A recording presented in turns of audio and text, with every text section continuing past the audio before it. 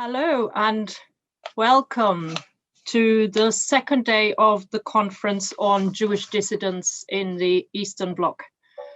My name is Katja Stürzenhof-Ecker and I am chairing panel 3. This will take us to Romania and to Hungary. Before we start, one small item of housekeeping. Please use the Q&A function at the bottom of the screen throughout the day to write in questions for the final public Q&A session. So we will be monitoring what you write in the Q&A, but we will only address it in the final session of the day. That's all on housekeeping. Straight on to panel 3. Our first speaker is Dr. Ian Popa, who is currently postgraduate research associate for the Jewish Dissidents project and an honorary research fellow of the Center for Jewish Studies at the University of Manchester. His book, The Romanian Orthodox Church and the Holocaust, was the co-winner of the 2018 Yad Vashem International Book Prize for Holocaust Research. Dr. Popa has been the recipient of several prestigious fellowships, most recently of the Fortunoff Fellowship, co-sponsored by Yale University and the Vienna Wiesenthal Institute for Holocaust Studies. His topic for today is Jewish dissidents in communist Romania, definition, chronology, and particularities. Thank you very much, Katya, for the introduction. Let me start by sharing the screen because I have some PowerPoint. I hope you can see it. Great. Since nobody has attempted to provide a general overview of Jewish dissidents in communist Romania before, I think that a general definition and basic categorizations are necessary. In comparison to other communist countries, Jewish dissidents in Romania was influenced by both the nature of communism and by the size of the Jewish community and its immediate needs. Hence, chronology plays an essential role. There was one type of Jewish dissidents in the late 1940s and 1950s, when the size of the community was still significant, before the massive immigration to Israel, and there was a completely different proposition at the end of the 1980s, when only a few thousand Jews were still in the country. At the end of the Second World War, Romania had one of the largest Jewish communities in Europe after the massacres of the Holocaust. Although the wartime authorities pursued a policy of total destruction in 1941-1942, often independent from the German murdering process, after October 1942, Ion Antonescu changed his plans. He understood that Germany might lose the war, and in such a case, Romania's post-war situation would be much worsened if he continued the destruction of Jews. He reluctantly postponed the agreed deportations to Belzec of the remaining 270,000 Jews. After the loss of the Battle of Stalingrad in February 1943, the deportations were cancelled altogether. Between 280 and 380,000 Jews were murdered at the hands of the Romanian state. However, at the end of the war, some 430,000 Jews were alive in the country. Some of them were refugees from Central and Eastern Europe. In the next decades, most of these people chose to immigrate. Most of them went to Israel. There were two waves of massive exodus. The first took place between 1949 and 1951, when roughly 116,000 Jews left Romania for Israel. Communist authorities, following the Soviet model, for example, hoped that the immigrants would create a communist outpost in the Middle East. When this did not happen, permissions to leave Romania decreased for several years. The second period of large-scale exodus took place between 1958 and 1966, when approximately 106,000 Jews left for Israel. After 1966, the number of Jews living in Romania remained steady between 1,000 and 3,000 each year. The vast majority of them went to Israel, with smaller numbers going to France, the United States, Canada, Germany, or Great Britain. By the end of the communist era, the number of Jews living in Romania had dropped to 20,000 out of a population of 750,000 before the war or 400,000 after the war. In the pictures, we have the Struma ship, which was sunk in February 1942 in the Black Sea by a Russian bomb, killing all 700 people on board but one. The ship left Romania in December 1941 and was denied permission to move from Istanbul to reach Palestine. Bottom left, the Israeli novelist Aaron Appelfeld, who was born in Romania and escaped Transnistria as a child. Bottom left, bottom right actually, Moshe Idel, who left Romania in 1963 as a teenager. He is a world-leading historian and philosopher of Jewish mysticism, having studied under Gershon Scholem. Trying to define Jewish dissidents in communist Romania, I use the term in a broader sense, which includes criticism of and clashes with the communist regime. For reasons that would become apparent later on, in Romania, there was no consistent dissidence of Jewish intellectuals, and many of those who would have possibly done that preferred to immigrate. Since my definition is a bit broader, I think these dissidents took various forms. On the one hand, there was what I would call a grassroots dissidence, which manifested mostly via decisions to immigrate. However, apart from this general antipathy towards communist policies, there were numerous cases of outspoken criticisms and clashes with the authorities. Many Jews were unhappy with unfulfilled promises that their belongings that were taken over during the previous regimes would be returned. In some cases, Jews were still waiting to retrieve their possessions when the communists nationalized most properties in Romania. This was seen as a major injustice, some people seeing their assets taken from them twice in the space of a decade. Another major reason of confrontation was the 1952 monetary reform, which saw many Jews lose their savings, or the process of collectivization, which affected others. Documents from the Romanian archives testify to the open rebellion against such measures in places with substantial Jewish population.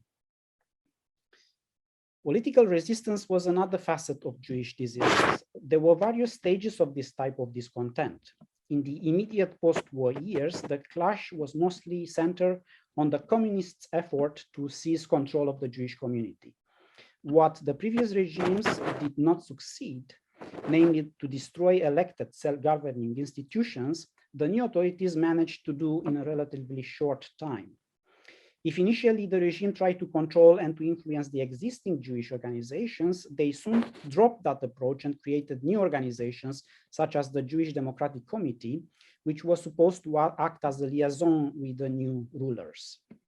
The move was a way of minimizing the influence of Wilhelm Fildermann, former president of the Federation of the Jewish Community, who is pictured here bottom left, Chief Rabbi Alexander Shafran, the top picture, and other wartime leaders. The third in the picture is Abraham Leib Zissou, the leader of the Zionist movement in Romania, who was imprisoned in 1951, released in 1955, and he died in Israel in 1956. Both Fildermann and Shafran were forced into exile at the end of 1947.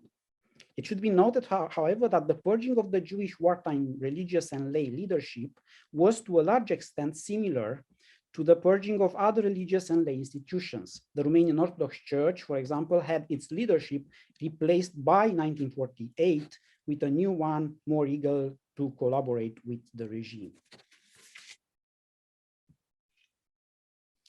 Although Moses Rosen, the newly elected chief rabbi, who also became president of the Federation of Jewish Communities, was installed in 1948 with the open support of the new authorities, his cooperation was not always as straightforward as expected.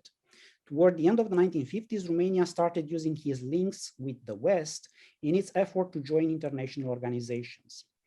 While working with the communist authorities, Chief Rabbi Rosen drew attention to the Jewish population's need to immigrate to Israel. This is the time when financial and economic deals between the two states started to be put in place. Israel agreed to pay cash and/or commercial and economic goods in exchange for any Jew leaving Romania.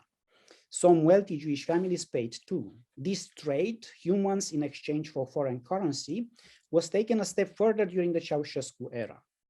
Rosen collaborated with the regime in major aspects, but he also promoted many policies that helped in the long run the Jews of Romania. I would call his approach a barter type of collaboration, which in exchange for some services to the regime, strive successfully to obtain various favors, such as immigration, religious education, a museum of Jewish history.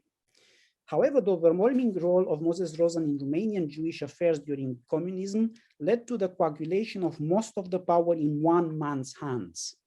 He was for more than 40 years both the chief rabbi, so religious, and the president of the Federation of Jewish Communities, lay leader.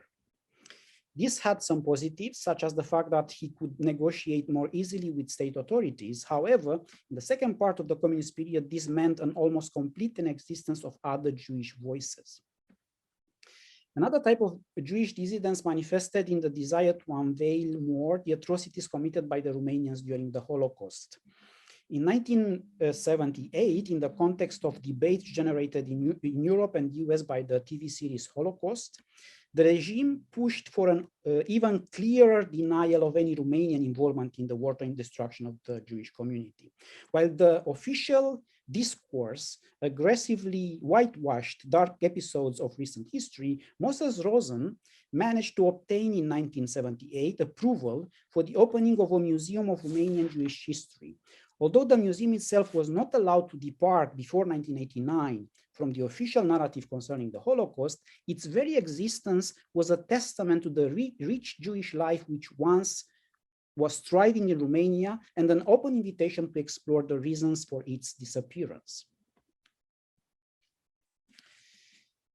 There are several distinct phases of Jewish dissidence in the post-war period, and they have to do with the evolution of the Jewish community and of the communist regime. The first phase, 1945-1947, was a time of takeover, which affected almost all religious and public institutions in the country. A second phase is represented by the various forms of resistance to communization. In 1948-1952, as noted above, there were various grassroots revolts of Jews against some communist policies. This was the period when the most important figures of Romanian Zionism were imprisoned. Between 1949 and 1953, at least 20 trials against various Zionist groups took place in the country. The discontent generated by the fact that Jews who immigrated to Israel did not export communist idea to the Middle East was coupled at the beginning of the 1950s with Stalin's open anti-Semitism. This would lead to the 1952 Slansky trial in Czechoslovakia and to the elimination in Romania of Anna Pauker, born Hannah Robinson, 1893-1960, picture here in the bottom left, who was one of the most important leaders of the country in the late 1940s. She had the support of Stalin in the wake of the war and became the first female Minister of Foreign Affairs in the world. However, in 1952, she was forced to step down and live the remainder of her life in obscurity in Bucharest. The trials against the Zionists were used throughout the 1950s to marginalize and arrest Jews, many of them not affiliated or active in Zionist organizations. In comparison to other communist countries, communists of Jewish origin, when sidelined, generally remained silent until the end of their lives. This was probably a price they had to pay in order to survive. Neither Anna Pauker nor Leonte Răutu spoke against the regime after their demise. Răutu, picture on bottom right, had been one of the main ideologues of the party in the 1950s and 1960s. He was increasingly marginalized in the 1970s, and in 1981, after one of his daughters left Romania illegally, he was deposed of his prerogatives. He lived the remainder of his life in relative obscurity and died in Bucharest in 1993. A significant exception was Silviu Brucan, born Saul Bruckner in 1916-2006, the picture in the top left, who had been ambassador to the US and UN in the 1950s. He was put on house arrest in 1987. In 1989, a few months before the collapse of the regime, he was one of the main signatories of the Letter of the Six, condemning the way in which Ceausescu was running Romania. However, his actions are yet to be explored. In cultural and political terms, in Romania, in general, dissidence was less evolved than in other countries such as Poland, Czechoslovakia, or the GDR. During the 1950s, the new leadership of the Jewish community started to take hold. This was helped by the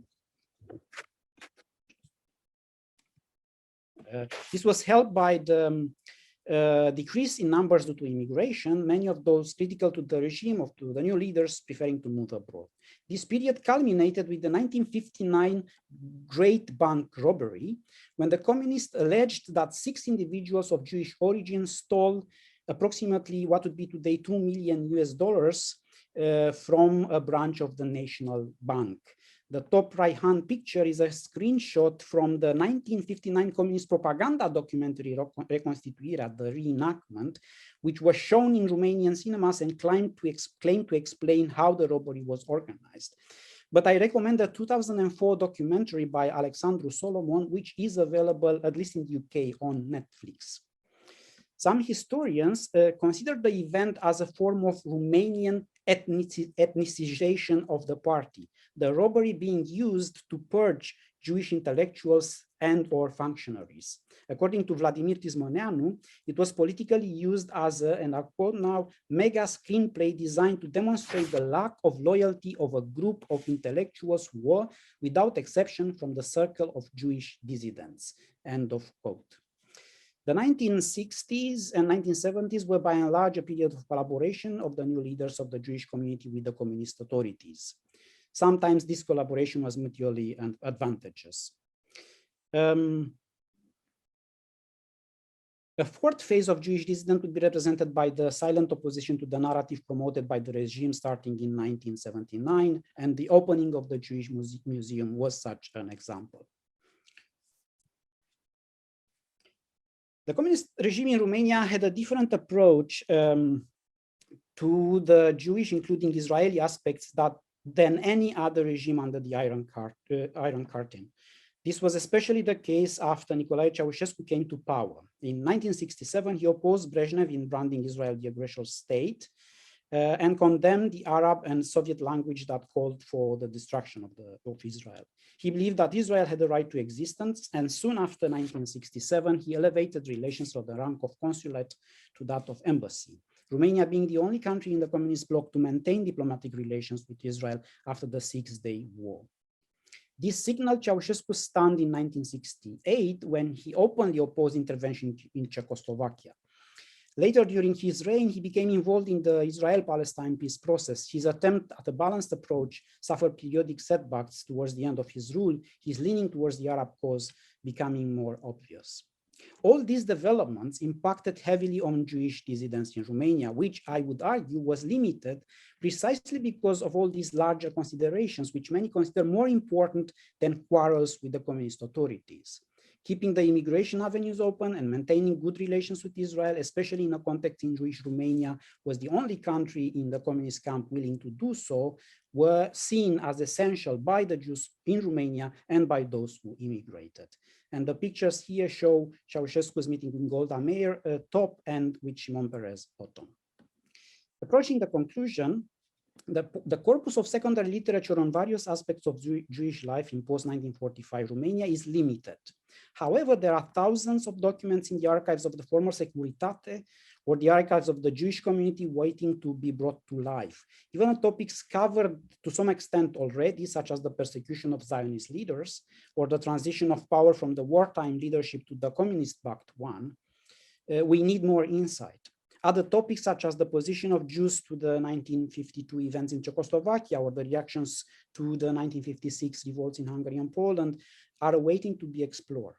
The subject of Ceausescu's involvement in the Israel-Palestine peace process and its effect on Jews and on the memory of the Holocaust has been tangentially touched upon in my book on the Romanian Orthodox Church and the Holocaust, or in Radu Ioanid's book, The Ransom of the Jews, the story of the extraordinary secret bargain between Romania and Israel. However, much more insightful examination of this topic is needed. Moreover, as highlighted above, we need to understand events in Romania in the larger framework of Jewish dissidents in other communist countries and the ways in which what happened in Romania was similar or different. Thank you. Thank you, Jon. I'm just opening now for discussion among the panelists. Who would like to make a start on the discussion? We've got 10 minutes. If you want to put the electronic hand up or unmute yourself.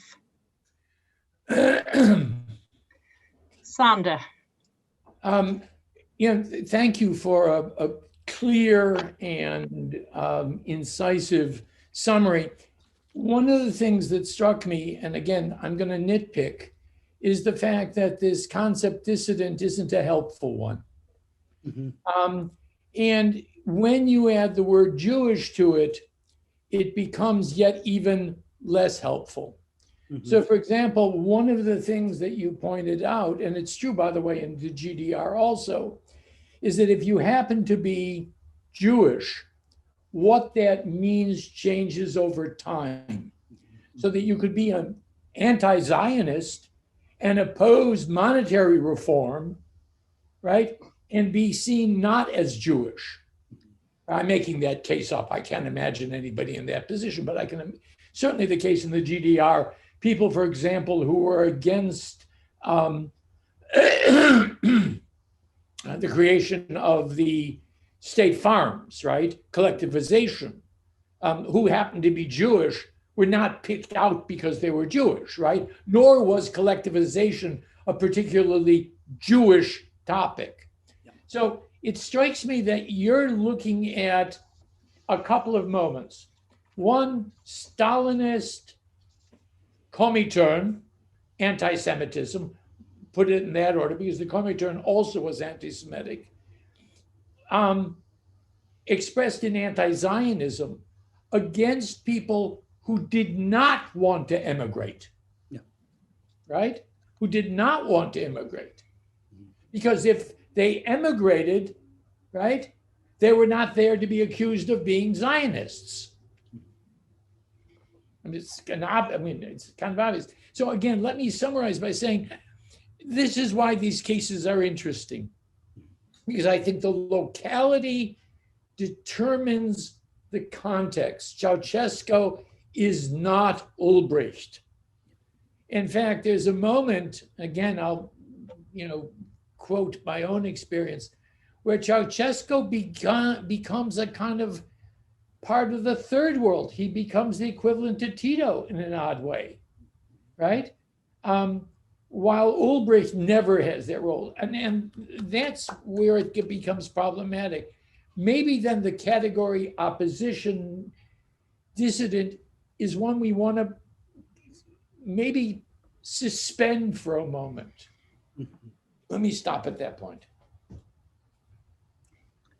No, thank you so much. I completely agree. And actually, I have my own questions, and hopefully we can address some of them later today about what do we mean by Jewishness, because some of these people, they didn't identify even as Jews. I mean, Silviu Brucan, I mentioned him, but I know him very vaguely, but I don't know how much Jewishness, or even how, if at all, his Jewishness played any role in his political stand. So it would be a work of kind of finding whether these aspects played any role in his position. It's an interesting problem. I'm thinking of the Poles now. Michtik. People who have no Jewish sensibility suddenly are attacked as Zionists, as Jews. Yeah. They respond by becoming Jewish in those terms. Yeah. While the religious Jews may have an internal sense of being Jewish, but historically not necessarily Zionist. I mean, one wants to argue very strongly that religious Jews, certainly Orthodox Jews, you know, are very ambivalent to Zionism. I mean, very ambivalent to Zionism. Yeah. Thank you. We have time for at least one more comment or question I think from Mario, the panel. I think Mario. Susan and Mario had their hands up. No, Susan first, I think.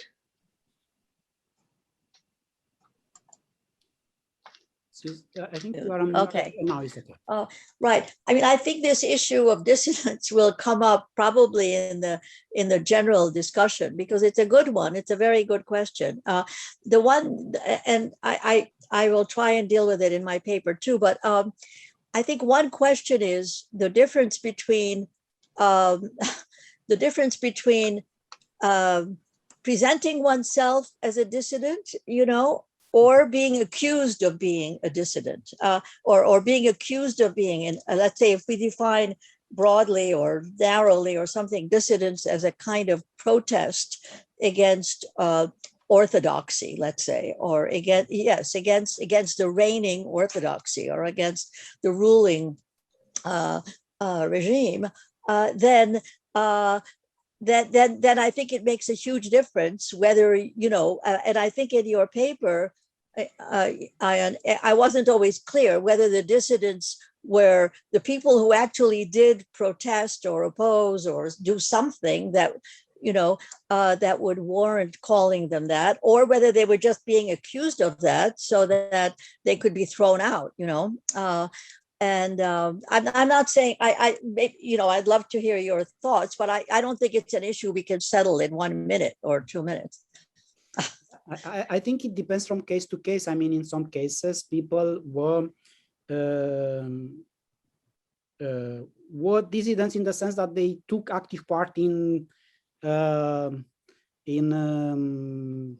public revolt, in some cases against policies, or in some other cases, they were just presented as dissidents. And the kind of the most obvious and shocking example is the bank robbery in 1959.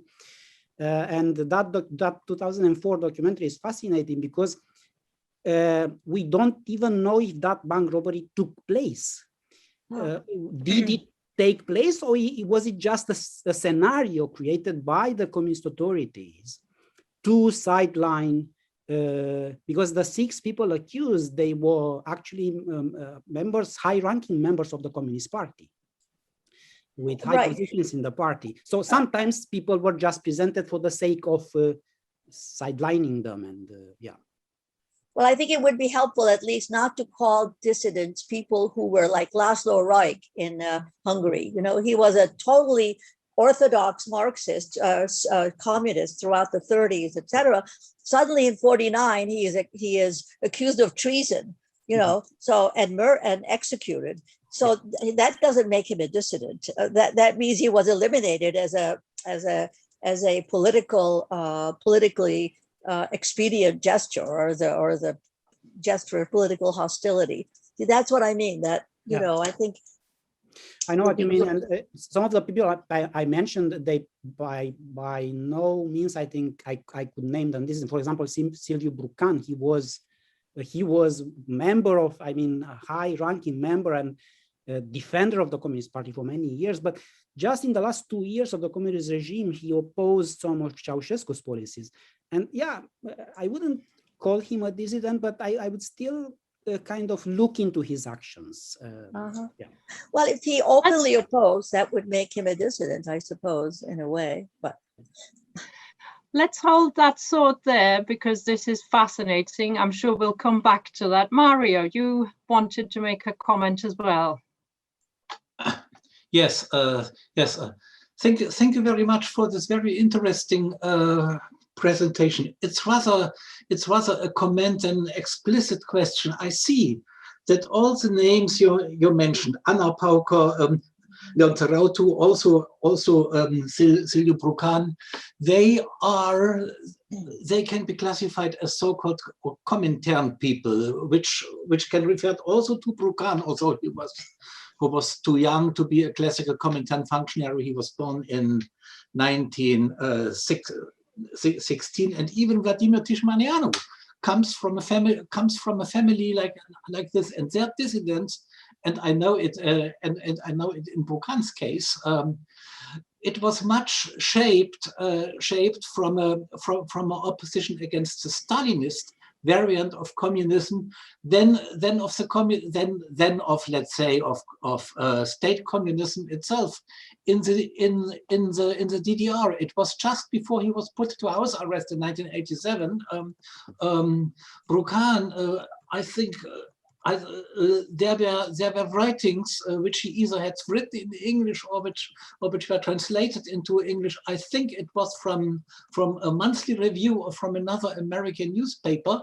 This was circulating, in which he elaborated the return to the NEP, to the new economic policy, as a viable alternative path for the communist state, and Buchan was also referring to people like Jeffrey Lieberman, Janos Kornay, and even to Fritz Behrens, East German non-Jewish dissident, but also from a socialist activity before the Nazis came to power. And I think this is remarkable. These Romanian dissidents, they did not want to abolish communism. This was one thing, and the other thing was their international outlook. Basically, they all were bi or trilingual. They were under constant they were under constant threat, also as ruthless cosmopolites, not in the way as under Stalinism, yeah. But the fact alone that they had intellectual asset, which many other party intellectuals did not have. That made them vulnerable, but that made them also very interesting for us in, let's say, in East Germany. Cathy Gelbin is also from the DDR, and she may have her own experiences from the Hein family. I think that's an endless debate, and I thank you very much for this for your illuminating words. Thank you so much. Thank you. I completely agree. Yes. Thank you. We'll continue the panel with our second speaker. Susan Rubin Suleiman was born in Budapest and immigrated to the US as a child with her parents. She's the C. Douglas Dillon Professor of the Civilization of France Emerita and Professor of Comparative Literature Emerita at Harvard University, where she has been on the faculty since 1981. She has published widely on topics such as the ideological novel, gender and the avant-garde, and on memorization. Among many honors and fellowships, Professor Suleiman was awarded France's highest honor, the Légion d'honneur, in 2018. Her topic for today is forms of intellectual dissidence in communist Hungary. Thank you. Can you all see me actually? Hello? Hello? Yes, we can see you all right, Susan. All right, Thank and you can hear me. Okay, great. So, well, I'm willing to put the word dissidence into quotation marks out of friendship for Sander, but I still want to sort of think of it, at least minimally, as political or socio-cultural protest by individuals or groups against a ruling regime. And I would say that it became more possible in the Eastern Bloc after Stalin's death, because before his death, it was so hardline that any dissidence was squashed by, jailing and murder. In Hungary, the hardliner, Mátyás Rákosi, was replaced in 1953, at least temporarily, by the reformist Imre Nagy, before the Soviet Union decided that Nagy had gone too far and brought Rákosi back. But that too turned out temporary. As you know, for the 1956 revolution, although unsuccessful, did put an end to the Rákosi regime. The seesawing between periods of thaw and periods of crackdown continued even after 1956, during the 30-odd years when János Kádár was the leader. But the Kádár regime as a whole was less repressive than the previous one, and that made some degree of genuine dissidence possible. Under the so-called goulash communism that Kádár espoused, people were no longer jailed and murdered for expressing unorthodox opinions, though they could be deprived of their livelihood and see their careers go up in smoke. Now, the economist and philosopher Albert Hirschman, in his influential book, Exit, Voice, and Loyalty from 1970, described three different responses, choices really, that individuals adopt in the face of what he called decline in firms, organizations, and states. And my apologies, in my abstract, I truncated poor Albert Hirschman's name into Hirsch, but it's Hirschman. So Hirschman started from a simple economic model where decline referred to a lessening of quality of certain products and what consumers could do about it. They could stop buying the product and switch to another one. That's what Hirschman called exit.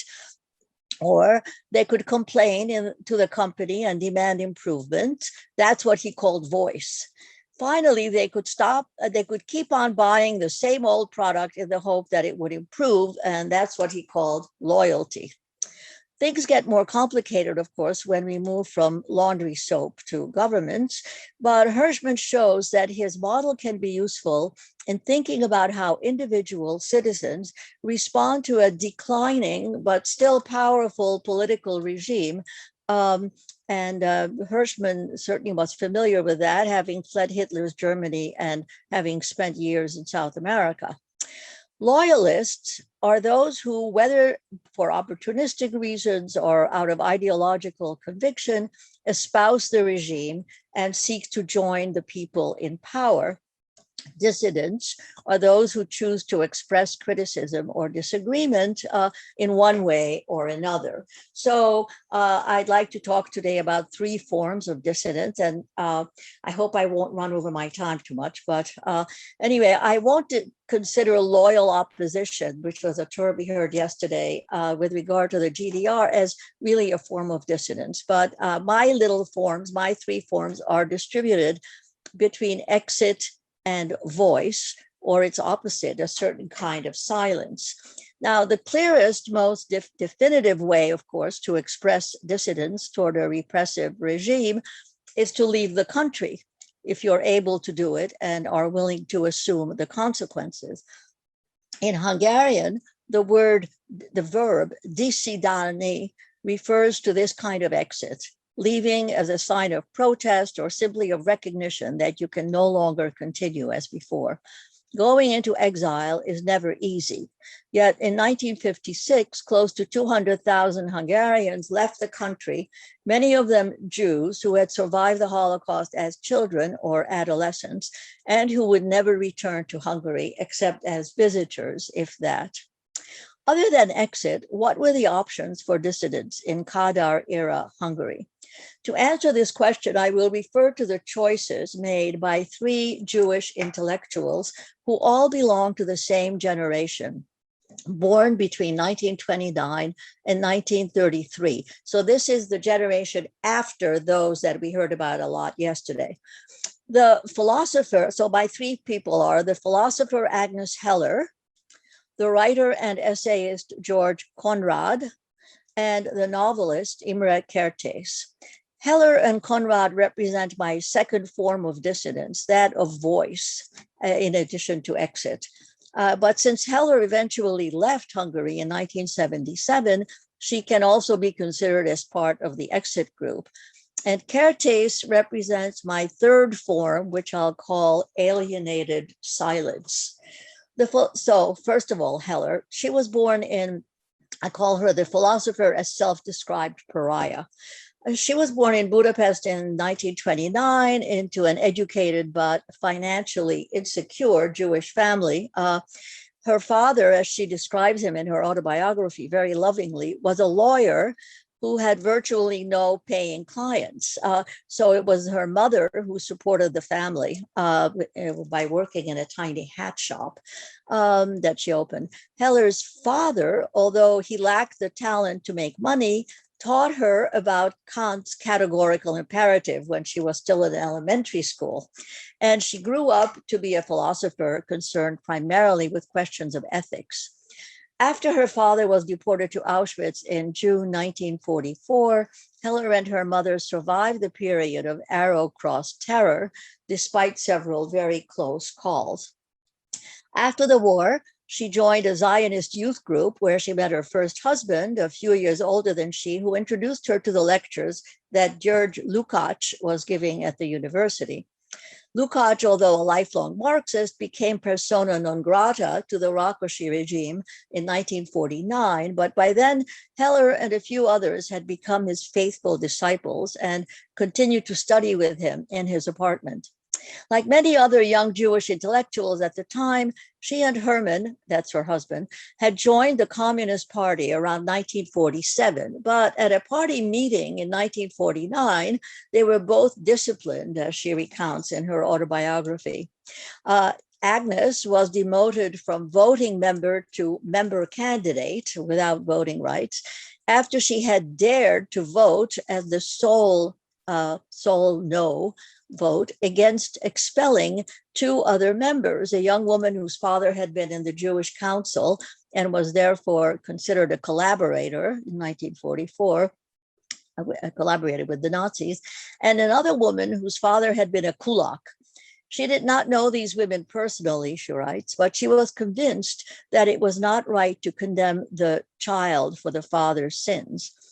As for Heller's husband, he was positively expelled at that same meeting because he objected too vehemently to being demoted to member candidate on account of his Zionist activities.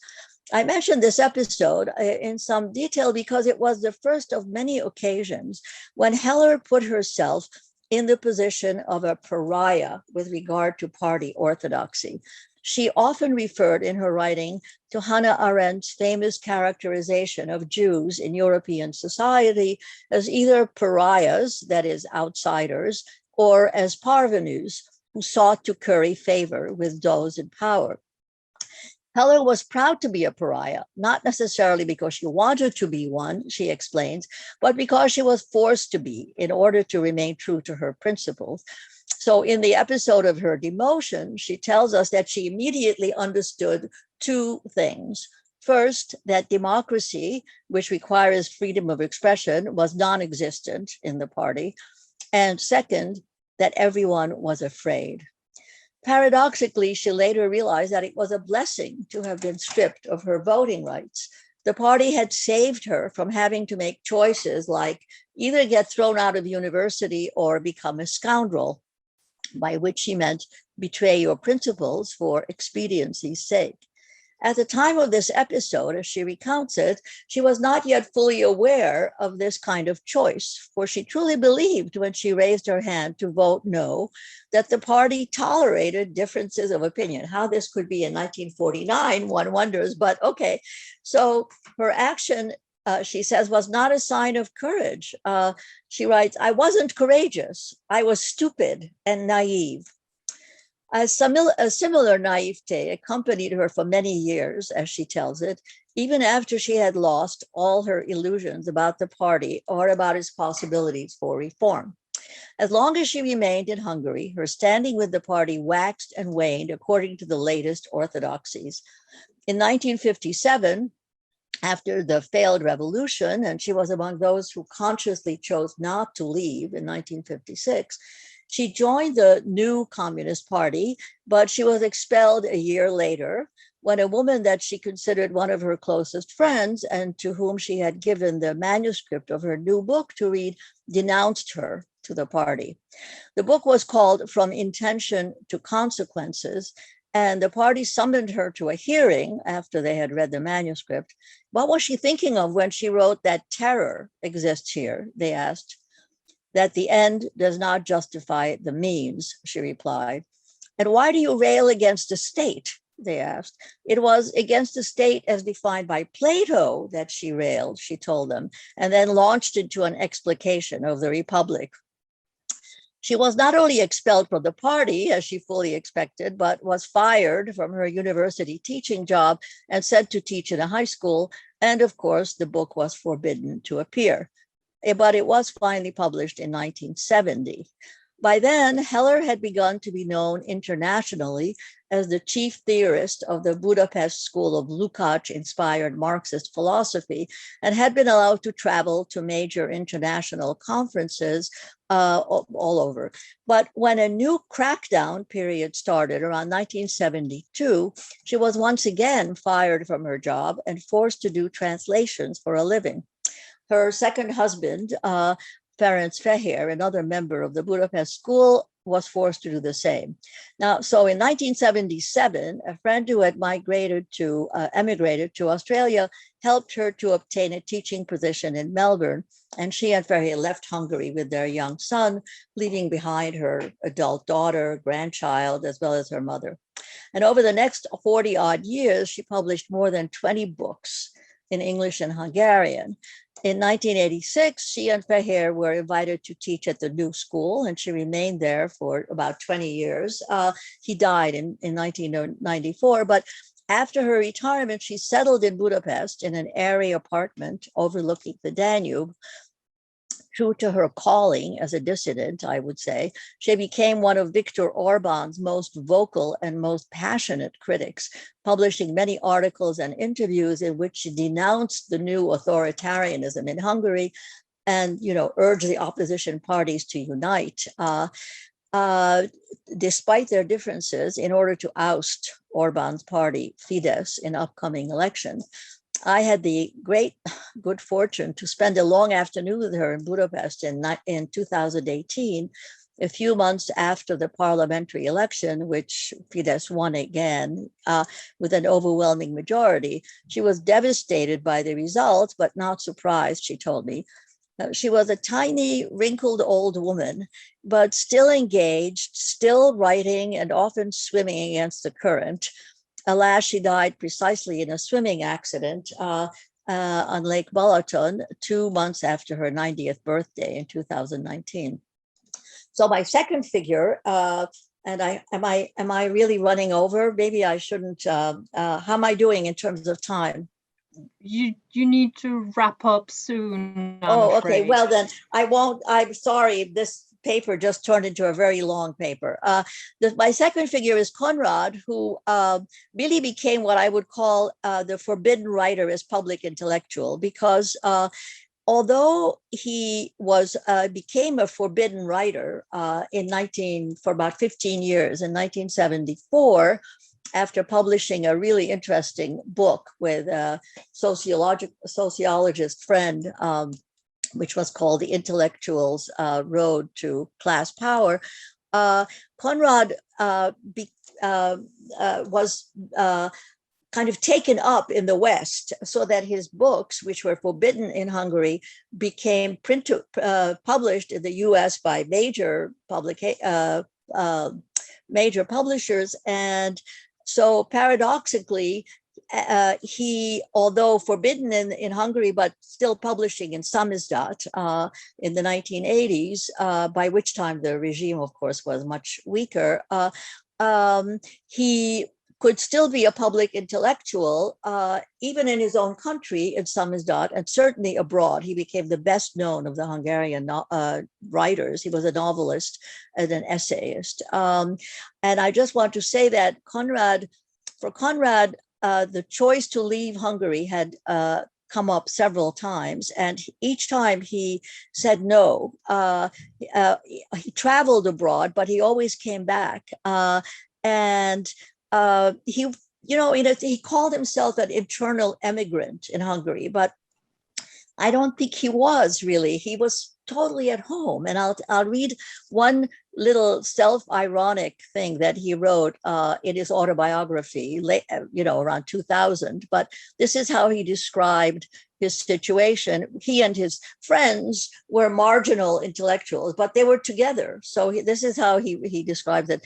We inhabited a mad world in which the written word seemed to carry unfathomable weight, when in fact it did not. The most important structural component in the defunct political system was its thought, its texts.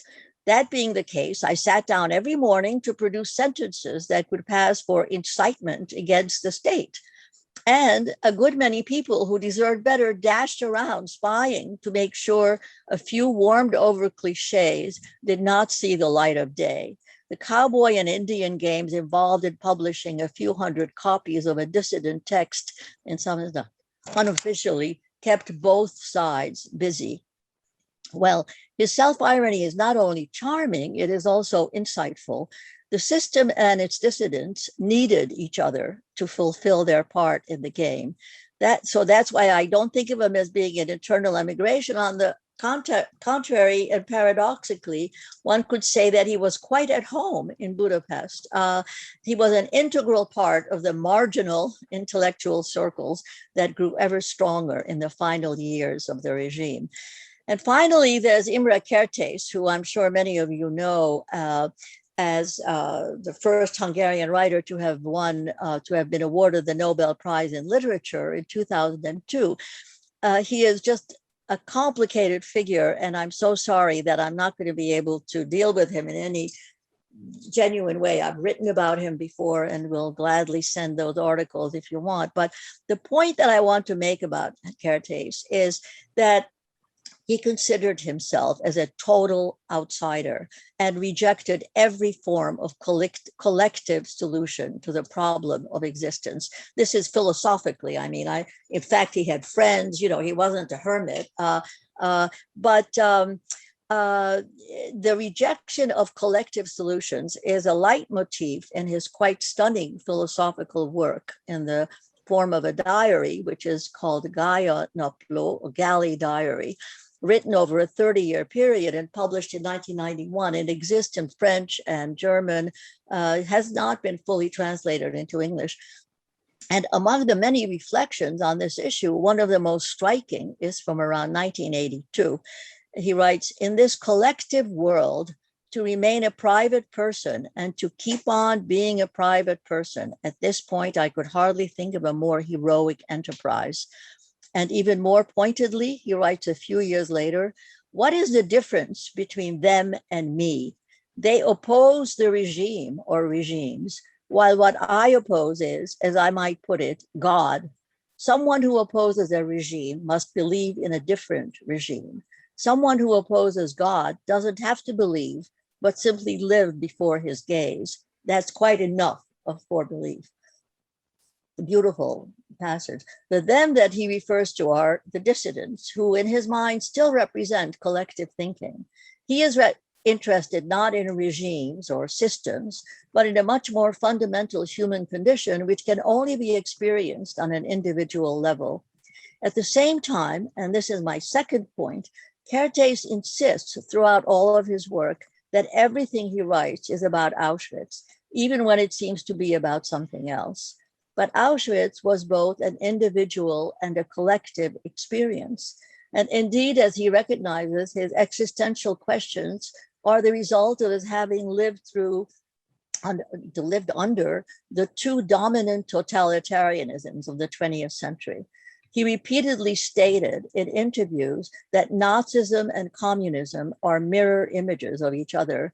And he wrote provocatively that his great novel, Faithlessness, for which he won the Nobel Prize, really, should be read not as a Holocaust novel, but as a novel about the Kadar regime.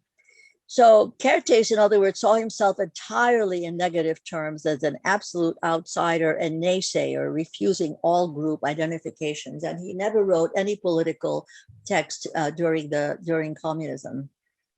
So I will stop there, although I just love this other statement that he made, which got him into a lot of trouble with Jewish readers, actually. So let me just conclude with that one, okay?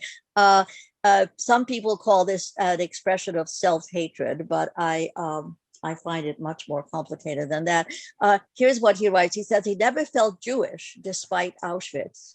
But, he says, on account of my Jewishness, I still live through something which is the universal experience of people under totalitarianism.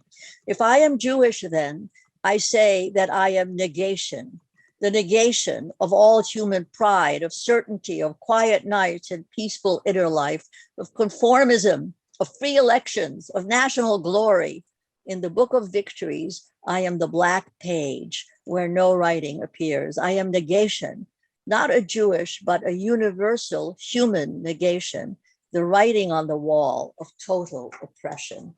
So I'll end with that, although I could go on. We could talk about what is Jewish and his dissidents. Okay, thank you. Thank you, Susan. We would love to hear more of the fascinating stories, and I'm sure it sparked off a lot of thought and comment. In order to observe the break that we're going to have, I'm happy to take one question or comment, and we'll discuss further later today. But is there one comment from the panel? Please unmute yourself, Cathy. Yeah. Thank you, Susan, for a really inspiring and passionate talk. And you gave us so much to think about. I mean, I really liked how you differentiated the different types of dissidents in different ways. Exit, voice, silence. That was really interesting. And before that, you were talking about dissidents as, I'm just trying to see whether I sort of memorized it properly, as either political or was it sociocultural?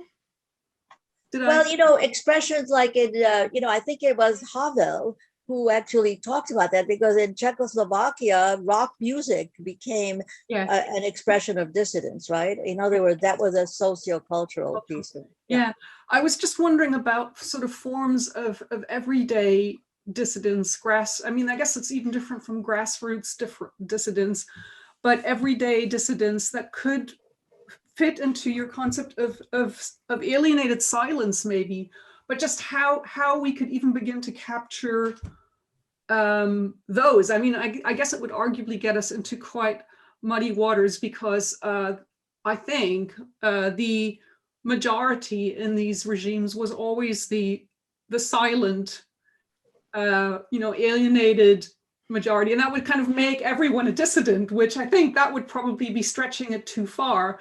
And yet, I would say from my own experience that there were forms of alienated silence in the kind of in the more personal private realm that one could also treat as dissidents. But how would you try to capture those if so? That's a really good question. I thought of that. Of course, there's silence and there's silence, which is why I chose Kertész, because although he was silent in the sense that he never published anything political and really considered himself a kind of a stranger, a total stranger, which was almost an exaggeration, because he even says, I write in Hungarian like Kafka writes in German, you know, a minority language. Of course, he's not. I mean, he's writing in Hungarian in Hungary, where it's not the minority language.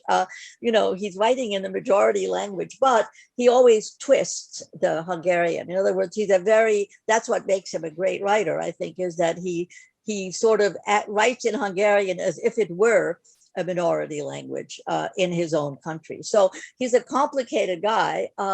And he goes into exile after 1990. He goes and lives in West Berlin, in Berlin, never mind about West Berlin, but in Germany.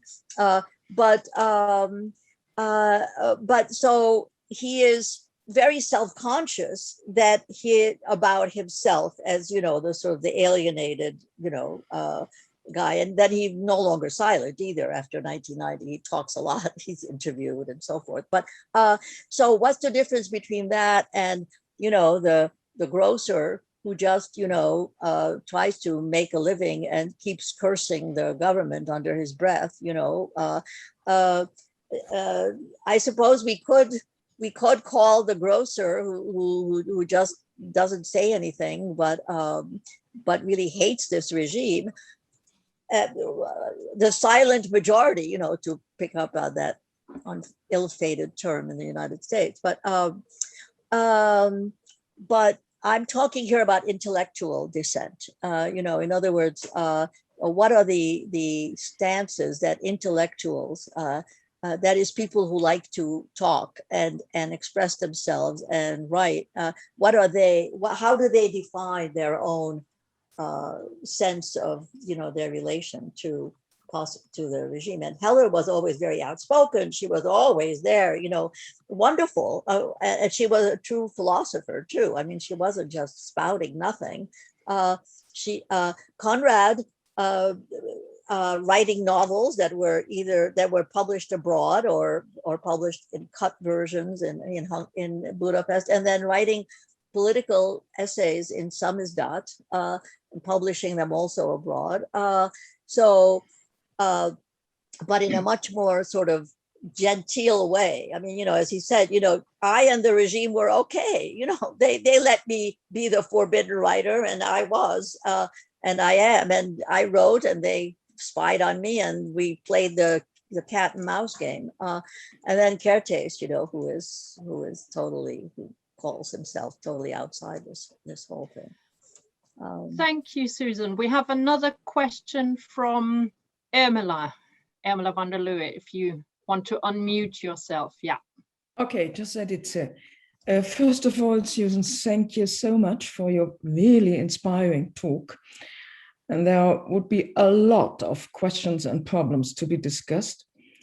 I just mention one thing which I can't solve as a problem, and this concerns, of course, Kertész.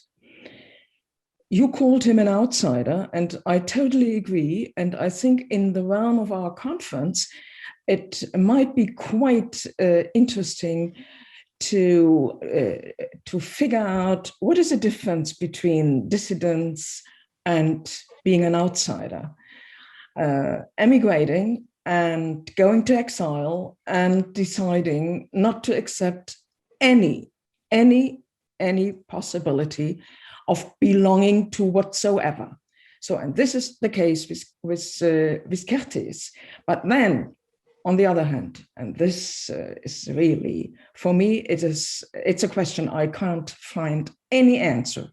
Why did this wonderful author accept, in the end of his life, you know what I'm talking about, this so-called Stephansorden? So I know there is a huge debate. He lost his closest friends because he accepted Orban's Stephansorden. But on the other hand, there must be a sort of an explanation, or at least an idea. And I'm sure you know, I actually met him. I was just so thrilled. I met him in Berlin in 2004. I imagine. And we spent a wonderful few hours talking. And then I invited him. I was with a group at a conference, and I said, come and talk to the group because everybody loves your work and all that. And he came. So we had this incredible conversation with him. You know, he was a very jovial man. So, absolutely. You know, a very pleasant, wonderful man. You know, so in a way, the figure of himself as the total outsider who says, you know, fie on both your houses, I want nothing to do with you, was not opposed, but it was a philosophical attitude, if you will. You know, but on the other hand, you're right, that still does not at all explain what he was doing at the end. And I think partly it has to do with the fact that he was getting very sick. You know, he went back to Budapest. He went back to Budapest because he is, you know, his Parkinson's disease was was really bad. His wife, his second wife, Magda, who was an exile, who was a 56er, she had gone to Chicago and then they met. Her children were there. I mean, I don't know exactly what happened to him. He just, at the end, I think he sort of knuckled under to the honor that was being bestowed on him. But Viktor Orban is just too clever by half, you know, to try to pull in Kertész. He tried to pull Kertész into, and there's now a Kertész house, you know, little where some of his archives are in Budapest. So Orban uses him, you know. On the other hand, he took faithlessness out of the high school curriculum, which was a huge scandal last year in Budapest. That they no longer read that in their high school curriculum. So this is part of, you know, the mystery of Orban and his incredible sort of power right now in Budapest, which is why I admire Heller so much, because she just continued totally principled until the end. She said, you know, no. Not at all. So Thank you. Thank you. I think these stories are fascinating, but we need to give ourselves a little comfort break now, and there is more time to continue the conversation in the final session today. So please, to everybody, remember to send in your questions via the Q&A function. But I'm sure we all want to thank Susan and Ian for the stimulating papers we've just had. thank you. And I'm not going to try and cover all different time zones that we've got here. If we just meet back again on the half hour. Hello, everyone. I'm Vera Tolz, Professor of Russian Studies at the University of Manchester, and it is my great pleasure to chair the session at which Professor Maxim Shrayer will read to us from his memoir, Leaving Russia, A Jewish Story. Professor Shrayer is Professor of Russian, English, and Jewish Studies at Boston College, and he has published award-winning academic work on Russian and Russian Jewish culture in the 19th and 20th century. And in addition to that, Maxim is also a writer in his own right, having published poetry and prose fiction in the Russian and English languages. And after the reading, we'll have a Q&A session at which you'll be able to ask Maxim questions. And so now, without further ado, Maxim, welcome to this conference, and the floor is yours. Thank you so much, Vera, for this kind introduction. I just want to make sure that you can see the picture and hear and see me. Could you just say, Vera, that that is the case? I can see you, but I think Cathy will now share the screen so we can see your PowerPoint. Very good. No, I think, Maxim, I think you'll have to start it again. Oh, very good. So let's start, because it probably disappeared. So just 1 minute. How is that? Yes, Okay, so the screen is there and I'm still here. Great. Wonderful, thank you. And I'd also like to thank Sander and Cathy and Ian for mounting this wonderful event. I'm very happy to be here. And I'm going to start with very brief introductory comments, and then indeed, as Vera indicated, I will read from Leaving Russia, A Jewish Story. And the first one is, who are Refuseniks? As you know, the term Refusenik is an imperfect calque of the Russian Atkaznik. The root there is Atkas, which means refusal, imperfect because in the process of translation, or rather calcation, the term acquires some connotations that are not there in the original. The Refuseniks actually do not refuse.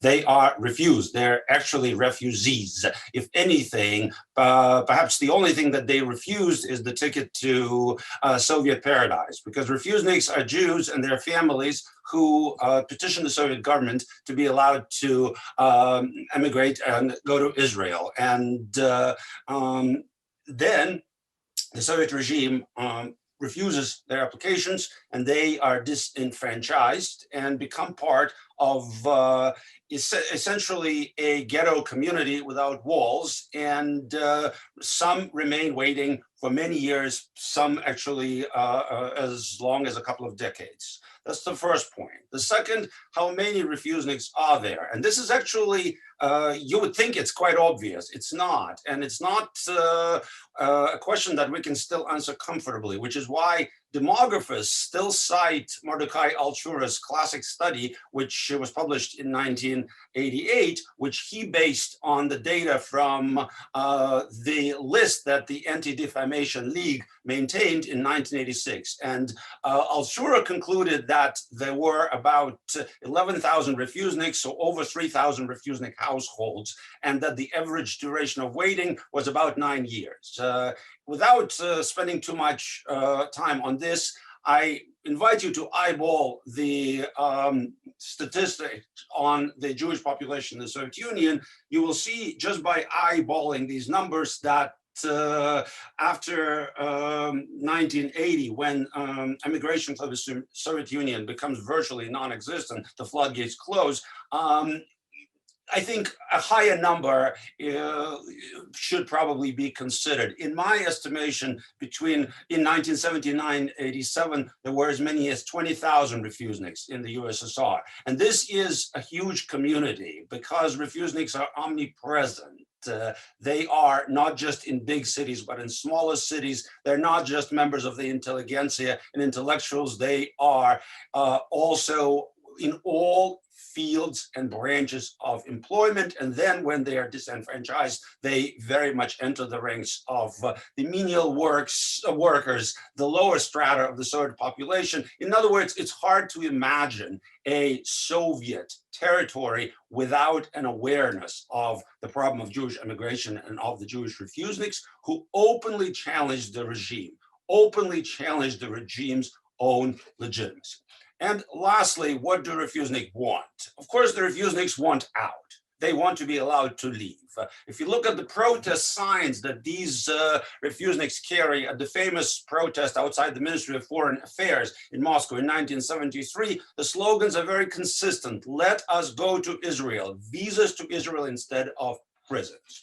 Which brings me to the last sort of general consideration, which I think bears directly to on the subject of today's symposium and the very interesting topics that Ian and Susan raised in their presentations. Refuseniks as dissidents, Refuseniks versus dissidents. Consider the fact that of the 11 original members of the Moscow-Helsinki group formed in 1976, 2 were Jewish Refusenik activists, Natan Sharansky and Vitaly Rubin, who was later replaced by Vladimir Slepak. But also consider that there are 6 Jews out of those 11. And lastly, that almost every single one was either emigrated or was forced into exile abroad. I think this paints a more subtle picture of that relationship. There is, of course, considerable overlap between what the Refuseniks and the dissidents are pushing for, and yet the goals are fundamentally different. Refuseniks want out. They want to have nothing to do with the system. Dissidents fundamentally want to challenge it, to change it. And so this question requires a lot more time, but I just want to put it out there for you to consider, perhaps in connection with something that I will share on the more personal level, which is, and then the last thing I just want to show you, this is a very rare document which has survived in the archive of my parents, the writer and medical scientist, David Shrayer Petrov, and the translator, Emilia Shrayer. This is, as you can see, a little sheet of paper with typed protest signs, some of which were later crossed out and rejected. And I translated some of them.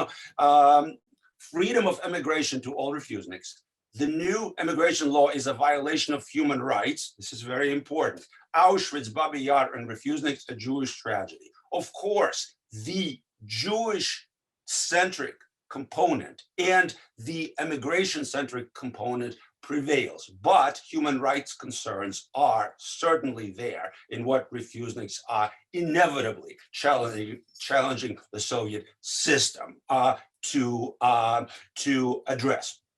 Which all brings me to this book of mine, Leaving Russia, a Jewish Story, which now exists in Russian and also in Italian, and I'm hoping for a German and French translation soon. But what I'm going to read to you are 3 short passages, all of which come from the period when the persecution of my parents as Refusenik activists intensifies, 1985, 86, and early 87.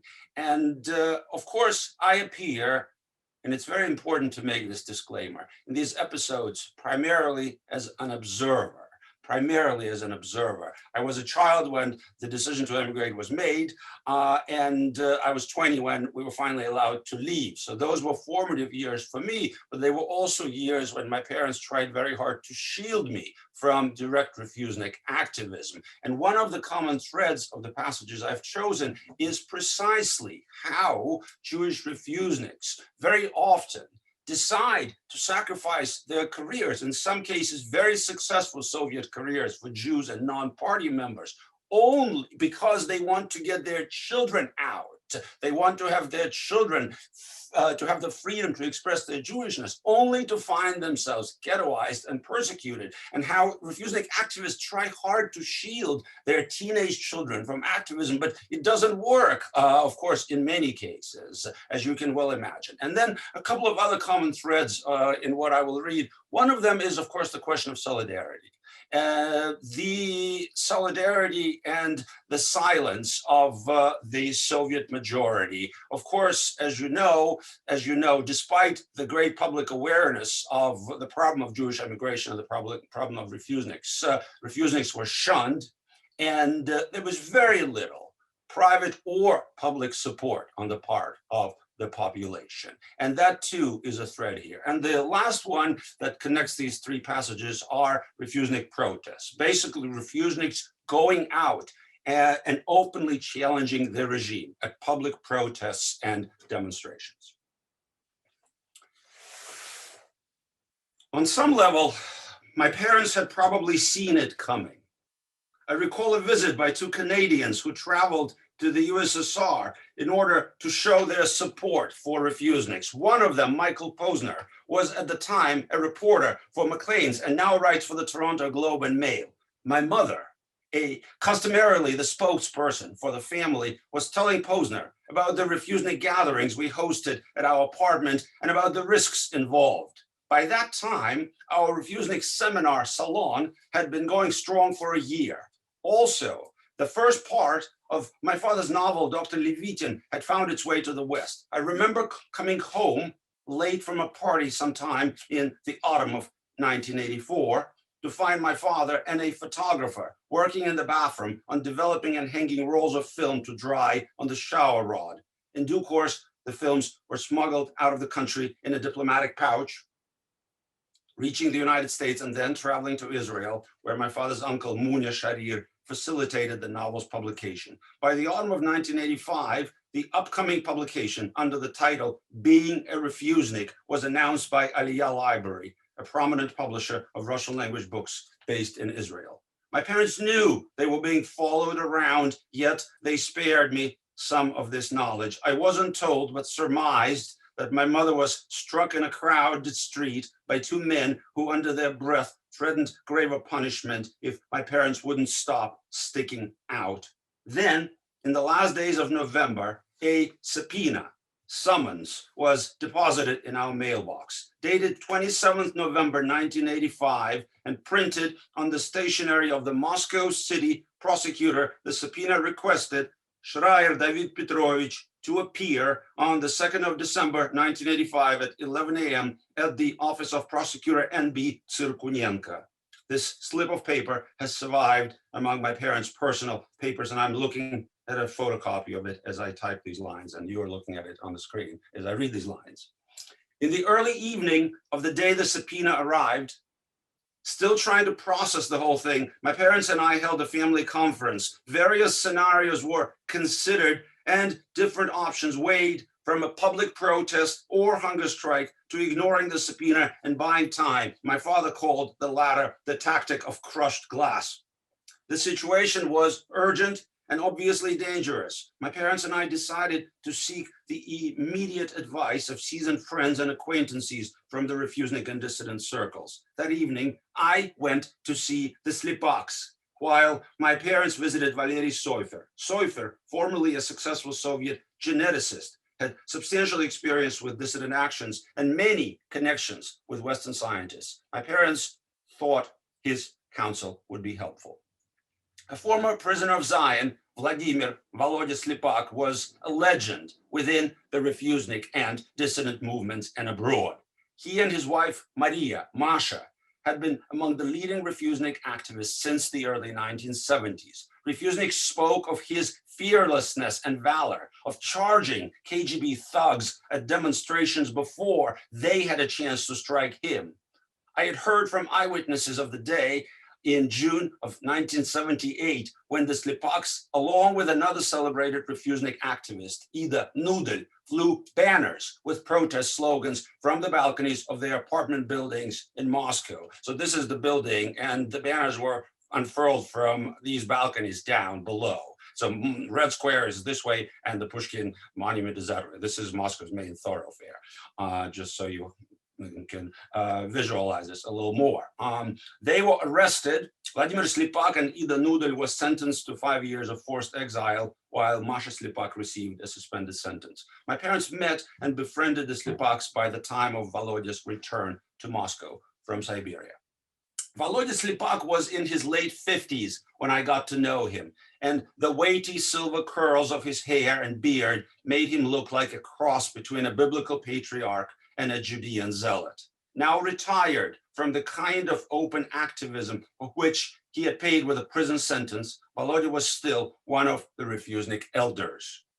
Like a mighty bull, having miraculously survived years of fighting, he would doze off during after-supper conversations in our kitchen, looking imposing and strong also in slumber. The bespectacled, round face of Masha Slipak carried a special dolorous beauty, sometimes given to aging Ashkenazi women. Even in her lightest moments, sadness never left Masha's face. Both of the Slipak's sons were living in the United States. Held hostage by the Soviet state and separated from her boys, the Slipaks, Masha especially, treated me with parental kindness. In Masha's big eyes, I read an unspoken reproach addressed to all Refusenik parents.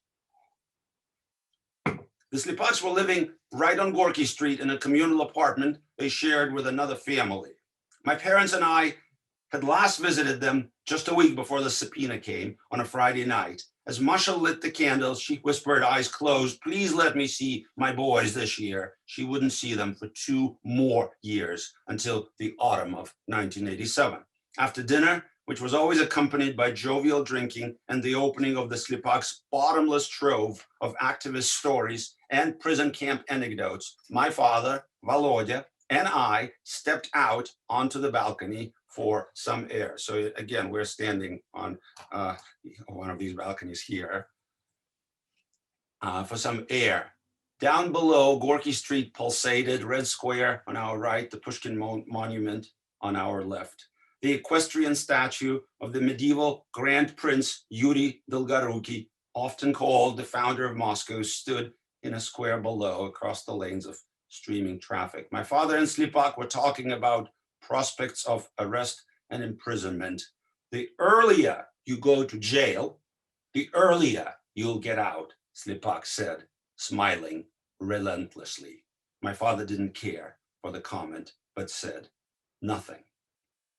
The pressures of being hunted by the Soviet secret police were mounting as November crawled into December, light days reaching their autumnal lowest limit. Cornered and gravely exhausted, my father ended up in the hospital with a heart attack. He was hospitalized at the Fourth City, where for several years he'd been serving as a consulting endocrinologist. The Fourth City Hospital had been founded by Emperor Paul I as a public hospital for the poor. In the early 1800s, the distinguished Russian architect Matvei Kozakov had revamped the main ward in neoclassical style, and thus the edifice stood unchanged for over 2 centuries, surrounded by a campus of newer buildings. The Fourth City, formerly Paul's Infirmary, was one of the city's better medical centers and a teaching and research hospital. Several attending physicians on the floor of the intensive cardiology unit knew my father from having previously done rounds with him, and he was receiving decent care. The first few days of my father's hospitalization were especially trying. I will rely on my father's words from the preface to his book, Vodka and Pastries. Of course, the KGB people knew my whereabouts. My attending told me they had insisted on conducting an interrogation directly in the intensive care unit. She replied, "If you want his death, go and interrogate." They wanted my death, but by the hands of others. The plainclothes thugs left the ward, but they weren't prepared to leave my father alone. For the first several days, Mother and I worried the most about nighttime, when visitors, even family members, weren't admitted. The floor of the ward became deserted, save for a nurse on duty, and my father, lying on a hospital bed with an oxygen mask, was especially vulnerable. And I'm going to stop here, not the reading, you'll still hear a couple of short passages, but just to say that eventually through a lot of action that I describe, my father was temporarily left alone. And I just want to share this one bit. This is an undated photo from this period. So the photo would eventually reach us from abroad. It has survived among my parents' papers, although we don't know who took it. Probably one of the foreign visitors who courageously came to the Soviet Union to support Refuseniks. And there were many, including, we've had over the years, Protestant ministers, medical students from Montana, many who were not Jewish and came out of solidarity, precisely the kind of solidarity we did not enjoy at home. Father, mother, and I are photographed in the living room, which doubled as my father's den. To the left, behind our backs, is a china cabinet with white and blue Russian porcelain mugs, out of which tea with lemon always tasted so good. To the right, from where we're sitting, is my father's desk with photos of the poet Alexander Blok and of my grandfather Pyotr in wartime uniform. And this photograph is behind my back here now, by the way.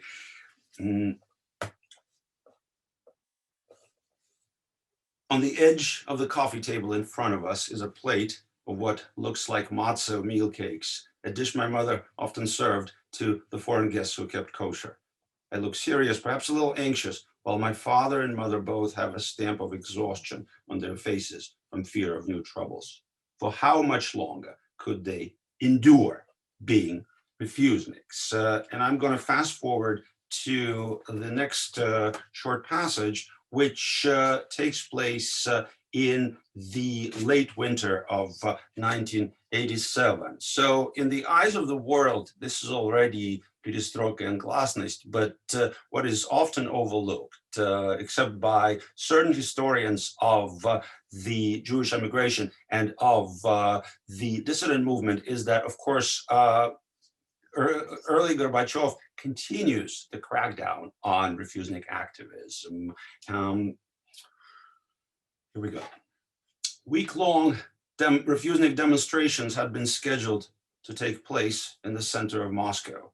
Their goal was to protest the condition of Yosef Bigun, but also to let the world know that Refuseniks were still oppressed in spite of perestroika.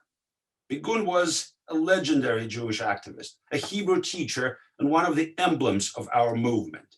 He was a prisoner of Zion serving a third sentence. His third trial took place in 1982 when Refuseniks and dissidents alike were being terrorized into silence. In February 1987, Bigun was 54, a few years older than my own father. He was being held at the infamous Chistopol prison in Tatarstan, where the dissident Anatoly Marchenko had died only 2 months earlier. Bigun was a Refusenik hero, and at home, we had frequently talked about his arrests, trials, and sentences. I remember hearing fragments of my parents' conversation about a Refusenik demonstration in support of Bigun. The initial intention had been just for women Refuseniks, wives, mothers, sisters, and daughters to stand with Bigun's wife and son in a busy Moscow street. To this day, I feel guilty about the way I said goodbye to my mother on the morning of the day she was going to stand at the demonstration for Bigun's release. I sensed that my mother was planning to participate in a political action, but I didn't know for sure, and I didn't ask. I'm not sure my parents had ever told me. I'm not sure I knew. My memories of that February day are blurry, recollections of details blunted. Had I truly not known most of it, or have I suppressed the details?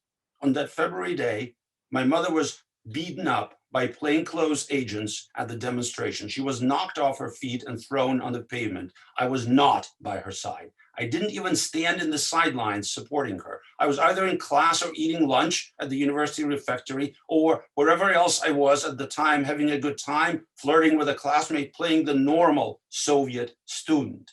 When I came home that evening, my mother was lying in bed. Usually she is quick-witted and razor sharp in her reactions to the world. But that particular evening, there was unusual slowness to the way mother spoke and even to the way her smile spread out over her face, the way her hand floated up to touch my face as I bowed to kiss her. I have pieced together the story of that February day. It was on the Arbat, a sometimes hectic pedestrian area in the heart of old Moscow, a bit like Newbury Street in Boston. I knew practically every building and store on the Arbat. When I close my eyes, I can visualize the setting, the stores, the window signs, but I don't see my mother. I wasn't there with her on the day of the demonstration. The main sources of how I picture my mother at the demonstration are a lone photograph and a short clip from a US news broadcast. And I'm not going to show you the clip, but this is the photograph you're looking at in color that ran in Newsweek magazine. And it was taken, interestingly enough, by Andrew Rosenthal, who eventually became a very senior journalist at the New York Times, but at the time was a very junior AP reporter in Moscow. By the time the photograph appeared in Newsweek on the 23rd of February, 1987, just over a week after the Yosef Begun demonstrations, a brief news clip had already aired on ABC World News with Peter Jennings, reported from Moscow by Walter Rogers. Taken by Andrew Rosenthal, the photograph in Newsweek accompanied Mark Whitaker's article titled "Countering Gorbachev, How Should the West Respond to Moscow's Glasnost Campaign?" The caption under the photo reads, "The limits of openness, Begun's son left and other protesters just before attack." Cinematographers call this type of a medium long shot plein américain. It's a knee shot of a group of three people standing in the street in winter clothes. On the left is Boris Begun, to whom the Newsweek caption refers only as Begun's son without a name. He's only 2 or 3 years my senior, but he looks much older. A thick, bristly beard covers his sunken cheeks. He wears a knit woolen sweater and an almost matching woolen cap with a pom-pom on top. His hooded coat is unbuttoned. In front of his chest, he holds a piece of brown cardboard with the words "Freedom to my father, Yosef Begun." To the right of Begun's son stands my mother. She looks so beautiful in her man's muskrat fur hat and short fur jacket, beautiful and condemned. I can see her opaque lip gloss and shadows of rouge on her chalk white cheeks. Her eyes are looking inwardly as though she's facing imminent danger. Shades of determination, fear, calm, and irony are ensconced within her features. I look at the picture, I know this is my mother, and yet I cannot physically believe she's there in a small, defenseless formation of Refuseniks. My mother is not identified in the Newsweek photo or in the news broadcast. The magazine caption describes her and the older Refusenik gentleman standing next to her as other protesters. They are anonymous to history. The white hair of the older gentleman has come undone at his left temple. He's old enough to have fought the Nazis, but it's not the Nazi enemies he's eyeing from under his heavy brow. My mother's gaze is turned upward and inward as though she refuses even to make eye contact with the thugs lined up in front of the demonstrators. But the older gentleman clearly sees something coming their way. To the right of the older Refusenik gentleman, I can make out a woman's fur hat of another demonstrator, but there are two more bodies. There are two more bodies in the photograph. One is just an outline of what looks like a torso and hat, standing very close to the protesters. But the other one is much more tangible. In the right corner of the shot, facing the older gentleman and my mother, there is a man wearing a blue-gray striped hat with the Russian words, sports, sports, sports. One can only see his left cheek, jaw, and temple. And there is something disciplined, militaristic in his posture. The man's light brown barn jacket with a small fur collar and his sports hat were Soviet everyman's clothes. They had no style or fashion. In them, one merged with the crowd, looked Sovietly nondescript. Some of the brutes who beat up my mother and the other Refuseniks might have been not KGB operatives, but volunteers. I'm going to pause here just to point out again that this question of Soviet citizens who volunteered to beat up Refuseniks, to disperse the demonstration, particularly to act violently toward Jewish Refusenik women activists, is a very important one, and it is utterly obscured by post-Soviet historiography. I mean, if you look at Soviet textbooks, if Refuseniks are mentioned, it's a blessing, but this question is utterly and completely silenced and obfuscated. And that brings me to the last short passage. This one is from March of 1987. Oh, by the way, I should point out one other thing, that Yosef Begun, I'm sorry, this is actually very important. Yosef Begun was released from prison several days after those demonstrations and returned to Moscow. And what I am showing here in the screen, again, is I think worthy of comparative reflection. On the left is the return of Andrei Sakharov from exile in Gorky to Moscow on the 23rd of December, 1986. And on the right is the return of Yosef Begun to Moscow on the 24th of February, 1987. Both events, of course, were huge displays of the regime's change, but the latter was particularly important because this was, at the time, probably the most prominent Jewish prisoner of Zion and activist, and he was returned to Moscow. This was a celebration for the Refusenik community. All right, and now the last passage. In late March, just as the 1987 Purim Spiel season had been winding down, the Refuseniks had mulled over the news of a visit by Edgar Bronfman, then president of the World Jewish Congress, and Morris Abram, at the time president simultaneously of the Conference of Presidents of Major Jewish Organizations and of the National Conference of Soviet Jewry. They were received in Moscow by high-level Soviet officials. We heard from various sources that on the table were the conditions of Soviet Jews, especially Refuseniks, and immigration.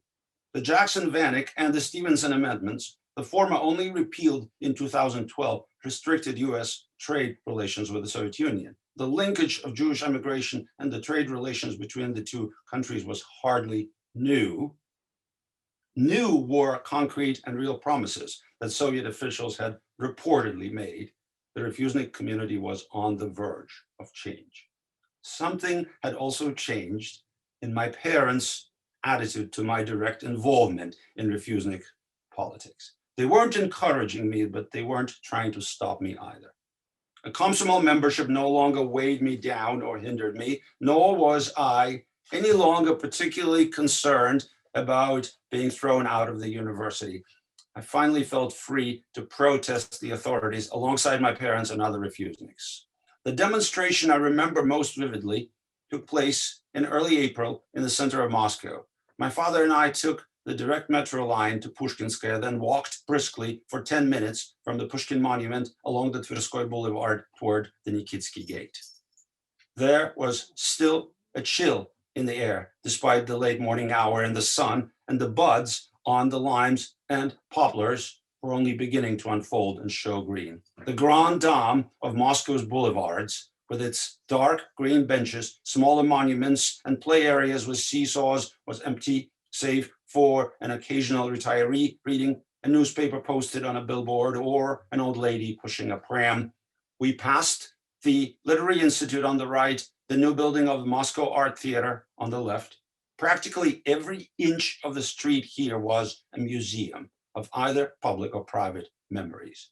In that mansion, Maria Yermolova, one of the greatest Russian actresses, once had her home. On that peeling bench, I had sat kissing a Jewish girl I had met in front of the Moscow synagogue, both of us recent high school graduates waiting to take university examinations. Tverskoy Boulevard was a legendary rendezvous terrain, and I was now treading it with my father on the way to a Refusenik protest. We approached the end of the boulevard with its public garden and circle of benches surrounding the monument to Kliment Timiryazev, eminent Russian botanist and plant physiologist.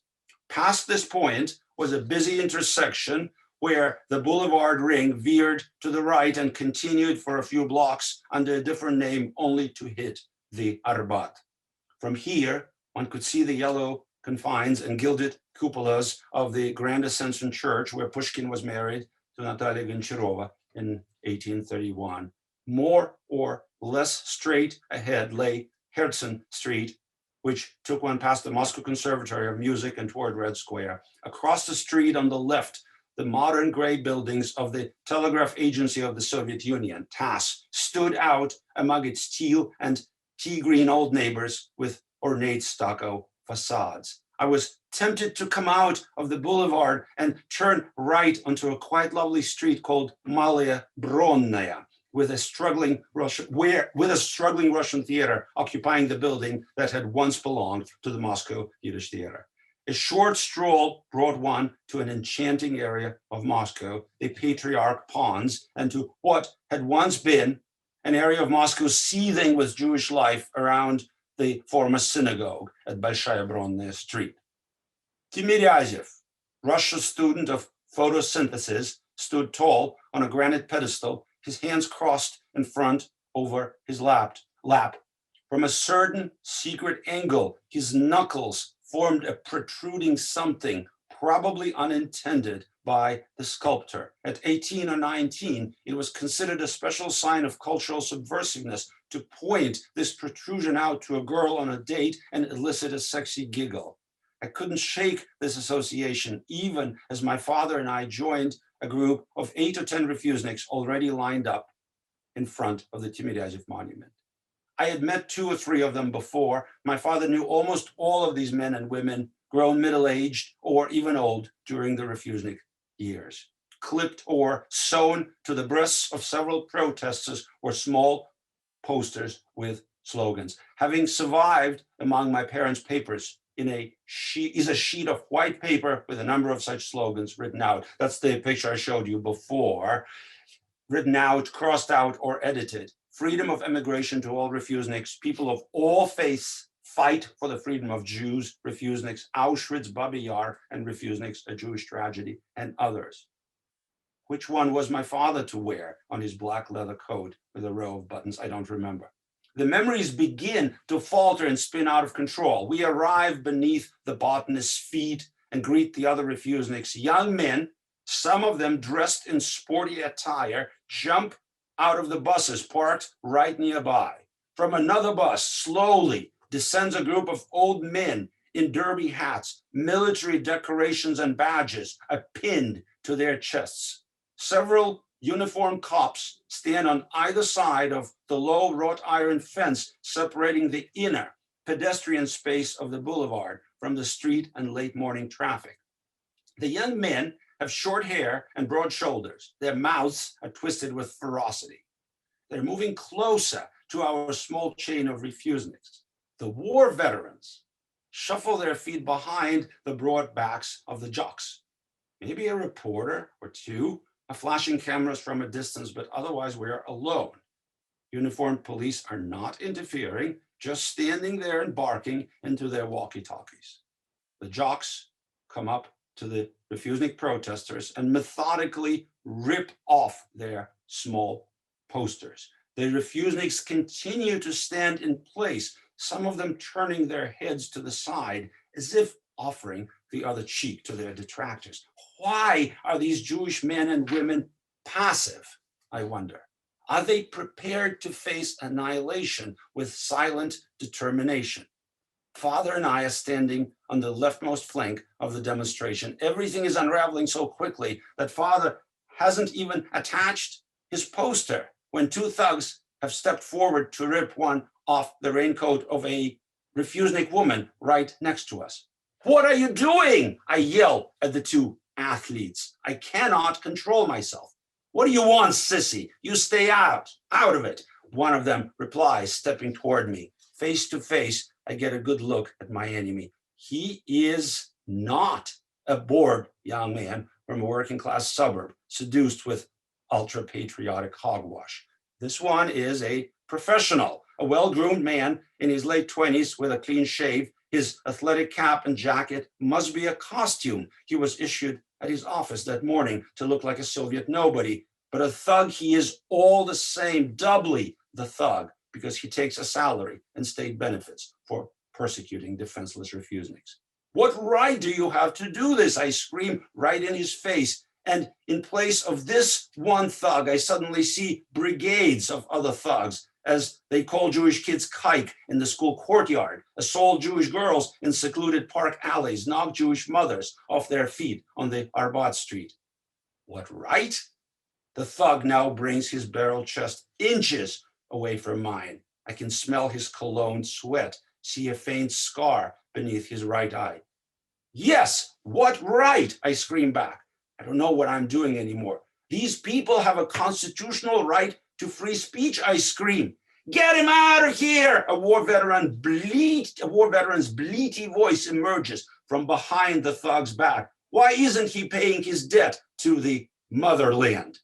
In my state of extreme agitation, I can still process the fact that the old goat is referring to me and to military service. I know I should stop and retreat, but I cannot. I want to fight the thug. I want to rip his throat out. I feel as though years of bottled up rage are about to burst out of me.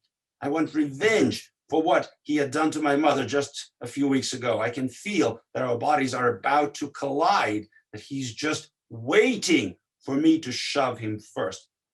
Fortunately, my father brings his right arm around my chest and restrains me. Stop. He is provoking you, Father whispers loudly as he drags me away from the thug who still hasn't moved. Only after a few minutes of being pulled away from the scene and in the direction of the Pushkin Monument do I begin to come out of the trance. I was lucky, very lucky. I had escaped unscathed. My father didn't say anything to me afterwards. I think he wanted, but held back. Only now, as a father of two teenage children, a man in my 50s, have I begun to understand what my father was feeling. Thank you very much.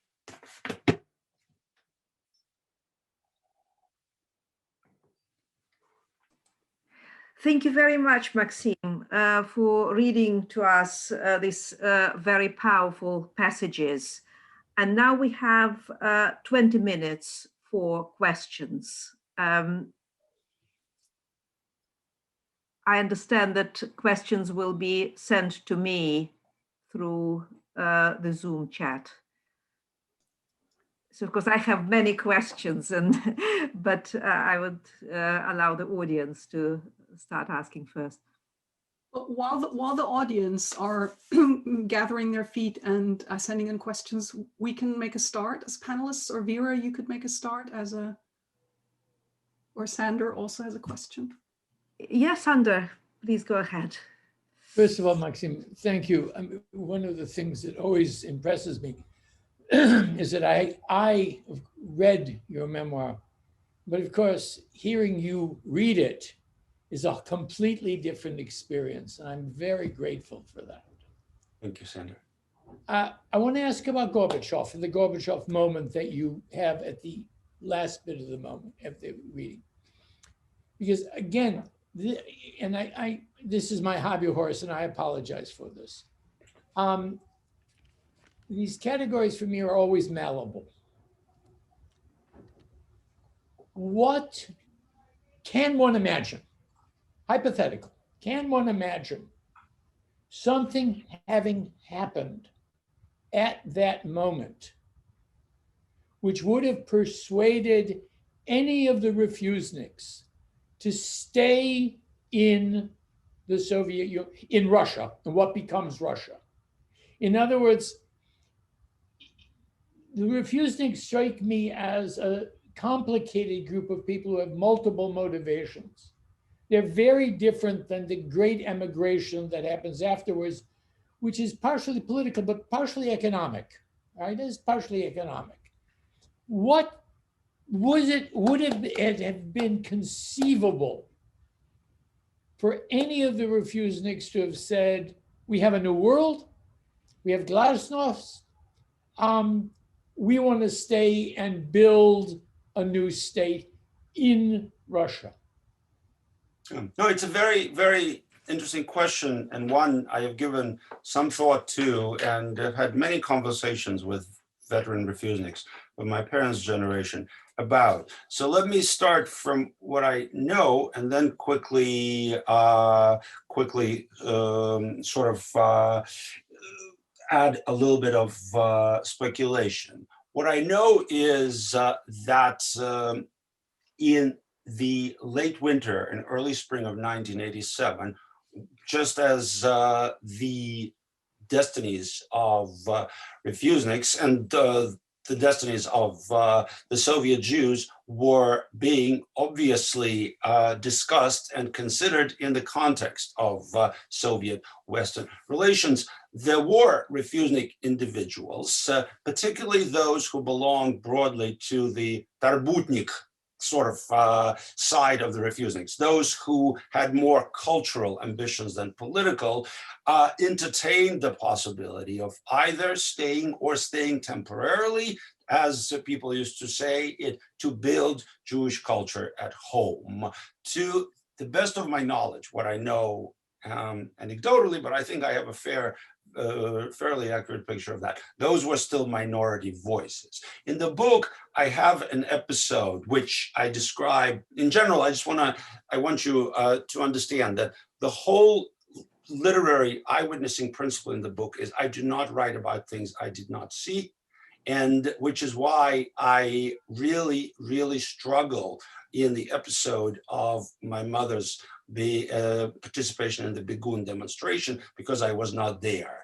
That's one of the few moments I reconstruct. But I witnessed, for instance, a remarkable conversation between the late Yuri Kosharovsky, one of the leaders of very top echelon of Refusenik activists, and my father. Kosharovsky came to see my father and asked if he would be interested essentially in staying and taking charge of a Jewish cultural initiative at home with some funding from the West and from Israel. And my father said absolutely not, under no circumstances. So of course, Sander, there is truth to some of these trepidations.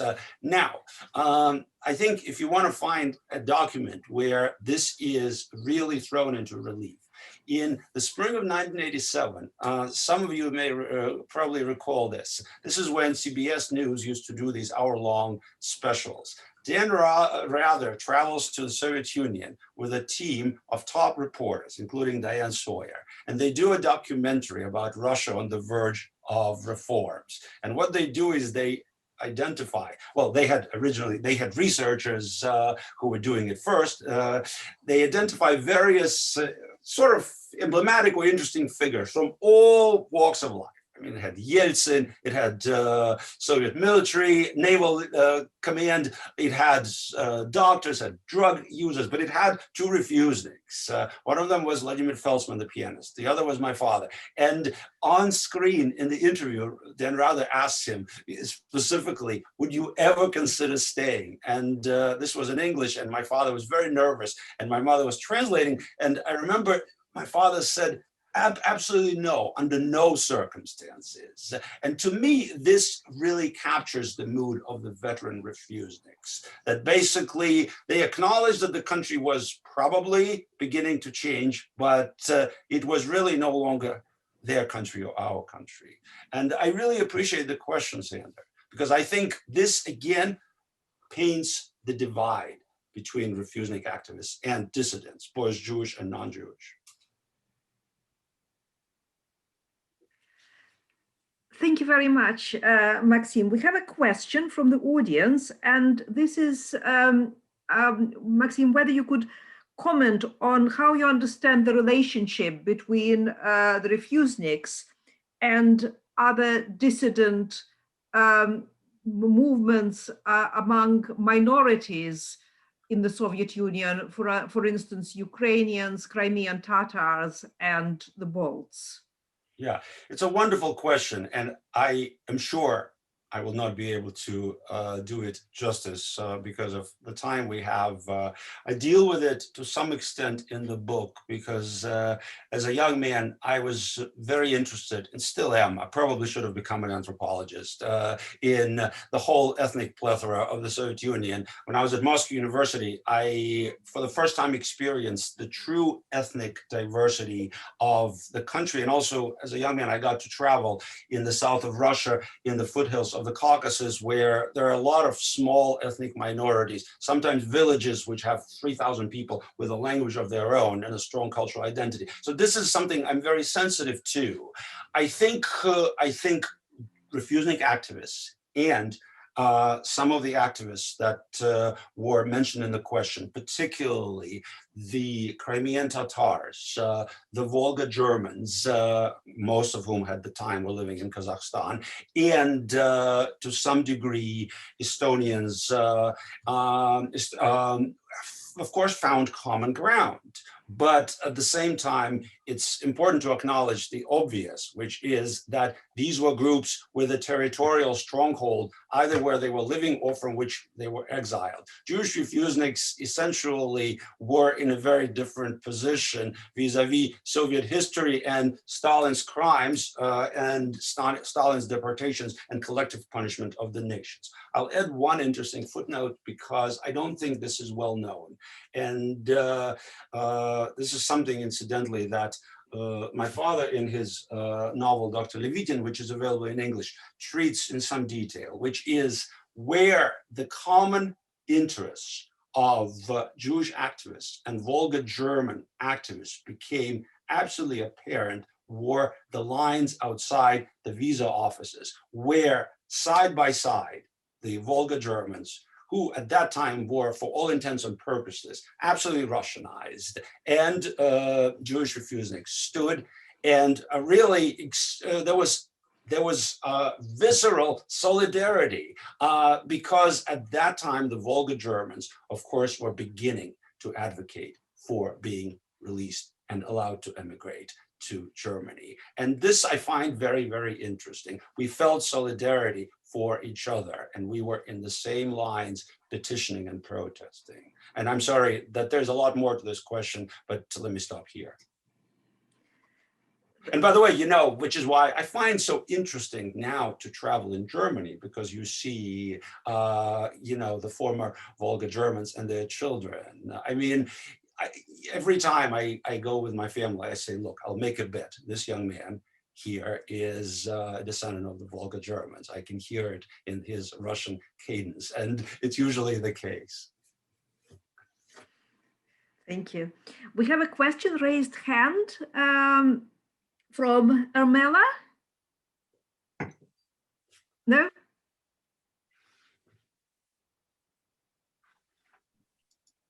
No, I didn't want to ask a question. No, sorry. The talk. Oh, you have to. You absolutely have to. I saw the raised hand. Sorry. If there aren't any, Cathy? Yes. I'd be interested. First of all, Maxim, thank you very much for your reading. It was really, really amazing. And again, also very, very moving. And your detailed descriptions of, you know, the demonstrations and how that felt. I was wondering if you had connections with, maybe let's call them Jews who dissented elsewhere in the Eastern Bloc, or whether the connections were mainly to the West, you know, to the United States, for example. I think there were definitely connections there, but were there connections or intellectual networks or exchanges with Jews elsewhere in the Eastern Bloc?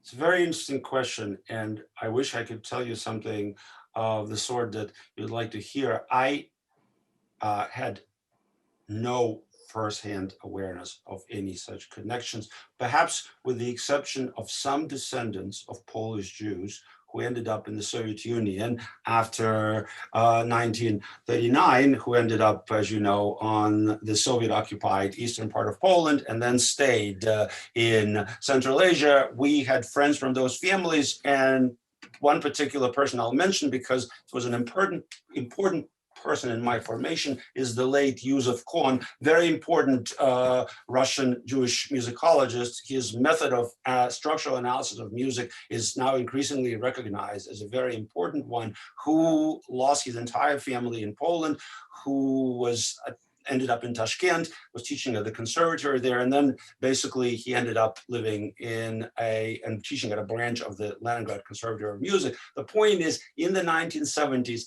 he had reconnected of some distant relatives in Poland and began to travel to Poland. There were such Polish Jews, Sovietized Polish Jews, and of course he brought back stories. Probably that was the extent. Otherwise, I can tell you this, my father, when he was still a member of the Writers' Union, was very involved in literary translation, particularly from the languages of the former Yugoslavia and from Lithuanian, and had many connections with poets. As soon as we became Refuseniks, all the connections were severed. I mean, completely and totally. So there was, and I hate to say it, but let the truth be told, there was zero, a big fat zero of solidarity. Even though some of these people, particularly from the former Yugoslavia, had very little to lose. Mm-hmm. The only person I remember who displayed open solidarity was the Estonian poet Mats Traat, wonderful person and wonderful poet, who came to see us in Moscow. And I remember he used to call my father King David, and he was unafraid. But that was really one of the few exceptions, which is why the point for me is one of large silence and very few people who actually displayed solidarity. I'm wondering though, I mean, I wouldn't know about, you know, all the East Bloc countries. And I mean, that's part of what we're doing in this conference is also to uncover, you know, these stories and to even go searching for them, whether they exist, and to uncover them. Right. Right. But I know from an East German perspective that it wasn't easy to even travel to the Soviet Union, and you needed a permission. And I still need a visa. if I may share this anecdotally, when I was a child, my parents took me on a visit to a young person, a teenager. My parents took me on a visit to Moscow. And you could only go if you knew somebody there who invited you, or if you went with an official tourist group. So we went with an official tourist group. And so we were kind of shuffled around to different places, and we were always nannied by the Soviet tour guide. And on the last day, we were taken to a restaurant on the outskirts of Moscow. And everybody ate and was very merry. And me being a teenager and not really so aware of all of this, or only vaguely aware of this, I just did what I always did, which was, you know, I just took myself off at some point and went for a walk in the neighborhood, which was astonishing because we were in a satellite district of Moscow, it seemed, with kind of the usual socialist, you know, high rises. But there were also wooden huts, which I'd never seen in my life before, and which had, you know, people sitting outside. And so, yeah, I mean, all of that was very astonishing to me. When after half an hour I returned to the restaurant, the tour guide was beyond herself, besides herself. I mean, she may have lost her job after this, you know. I mean, she had lost a member of the group whom she was supposed to, you know, nanny and make sure precisely that I wasn't going off and seeing things and talking to people, and you know, in ways that weren't authorized. So I just I'm just wondering, you know, it wasn't actually so easy to find out about these things, and certainly, I mean, we were still young, but in my circles, we knew about the Refuseniks from hearsay, but we certainly, you know, didn't know anybody personally, and wouldn't have known even how to make these connections. Right, but you were living in the former GDR, correct? Yeah. Right. No, this makes total sense because, of course, there was tremendous awareness by the late 1970s in Western Europe and in North America, and of course in Israel. Oh, in Eastern Bloc countries, I am sure the awareness was very limited, oddly enough. I believe this is not a question. I'm not aware of any specific scholarship on this topic, but what you said, Cathy, reminded me of one small thing. The war, of course, students from the Eastern Bloc countries, also from what was at the time called third world countries, African and South American countries, with the Soviet Union, which the Soviet Union tried to patronize, who attended universities in Russia, and there was some, you know, commerce, some chemistry between ordinary Soviet students and those. So I did interact, now that you've mentioned, with students from the former GDR, from Bulgaria, and I think I did feel a certain sense of solidarity, and perhaps greater than from some of my Soviet classmates. Just thank you for bringing this up. I actually completely forgot about it. Maxim, did you ever go to a World Peace Conference, a World Youth Conference? No. Susan has a question. Well, I have many. I mean, it was a fascinating talk. Thank you so much. Actually, since we mentioned Viktor Orban and stuff earlier, this is purely on the anecdotal level, for which I ask your kind forgiveness, but I know a couple of, you know, Russian refuseniks, or people who had trouble leaving and finally did leave in 1987, who are the generation of your parents, Maxim. And to my great surprise, they are both, they pretty much love and admire Vladimir Putin. And are also Trump voters. And I just wonder, how do you sort of square their experience in Soviet Russia, you know, with their current political, first of all, are these people totally exceptional and I just happen to know them? Or in your experience, are there others? Would you be able to make any general statements, I mean, about the population of former refuseniks, who their current politics, which strikes me as in some ways astonishing?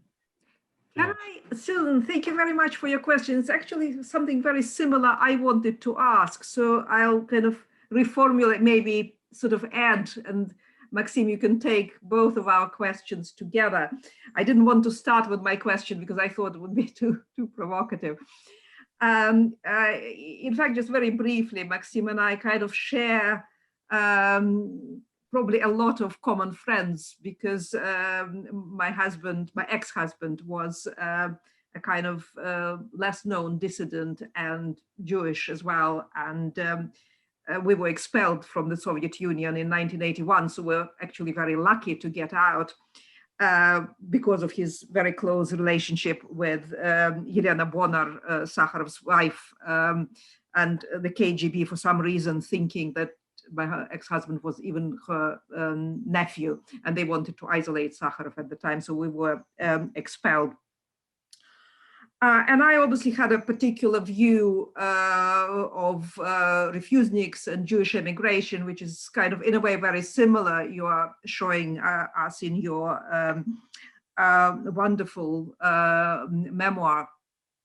But then it just relates to my question, so I briefly summarize. Then I remarried and married another Jewish person who was English Jewish, and whose family uncles moved to Israel in the 1950s. and both became very liberal, but not particularly left-wing academics in Israel. And one of the uncles, because he was a specialist on Soviet nationalities relations, in particular at Tel Aviv University, was very involved in helping Refuseniks and sort of Soviet Jews to immigrate to Israel. And their view now of the Jewish emigration in Israel is very similar to what Susan described in relation to the United States. So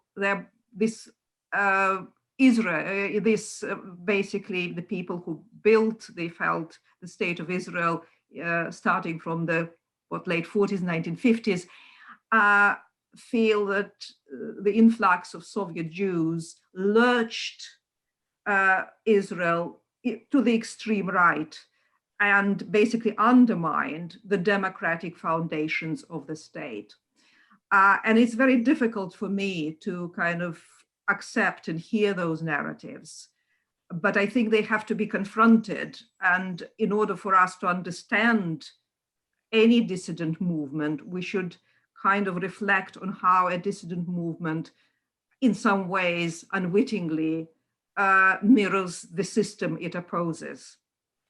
So sorry for speaking so long. So that's kind of. Thank you. These are very interesting reflections, and I truly don't think I'm prepared to reflect on them because I think they already make all the points that were necessary to make. For reasons, Susan, you may know this from the late Svetlana Boym, I do a lot of work on Vladimir Nabokov, and your question and also your comment as well brought to mind a very strange comment that Vera Nabokov, Vladimir Nabokov's wife, who was Jewish, came from a very educated, Europeanized, privileged Russian family in St. Petersburg, but never converted and was very strongly Jewish in spirit, once made about reading Saul Bellow, which is, she said, I have met a lot of Jews, but I have never met the kinds of Jews that Saul Bellow describes. And I find it a very peculiar comment, but also very telling.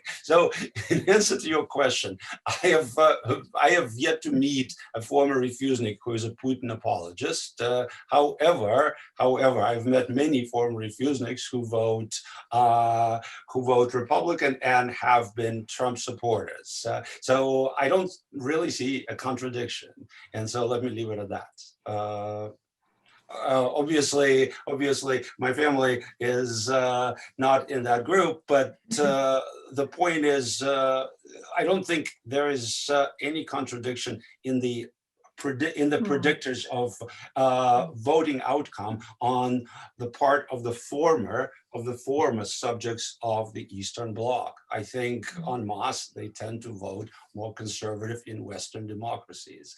To me, there is no contradiction. Their Jewishness is a complicating factor, but I don't think it's the Jewishness that determines how they vote. And as far as Israel is concerned, look, 1/4 of Israel now, of Israeli Jews, are Russian speaking. How else could it be? The Jewish immigration has changed the texture of everyday life in Israel. It's changed the texture of everyday life in some of American and Canadian cities, but not to such a degree.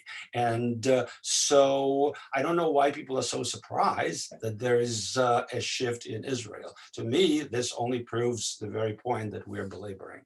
Thank you so much. Thank you very much, Maxim. I think we've kind of used up all our time, and of course we could have spoken for hours in relation to the very important questions you raised. But now I would like to thank you very much, and also the audience for asking very good questions. Thank you so much.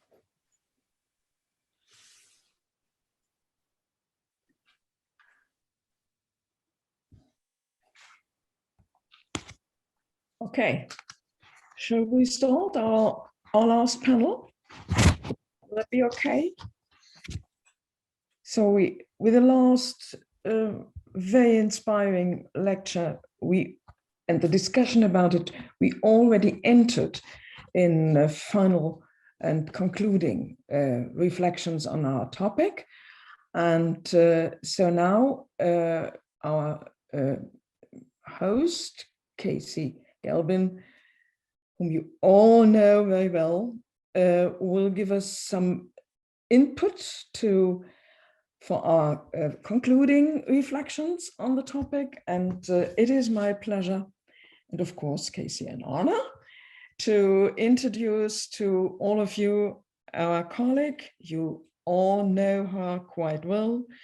She's a professor of film and German studies at the University of Manchester.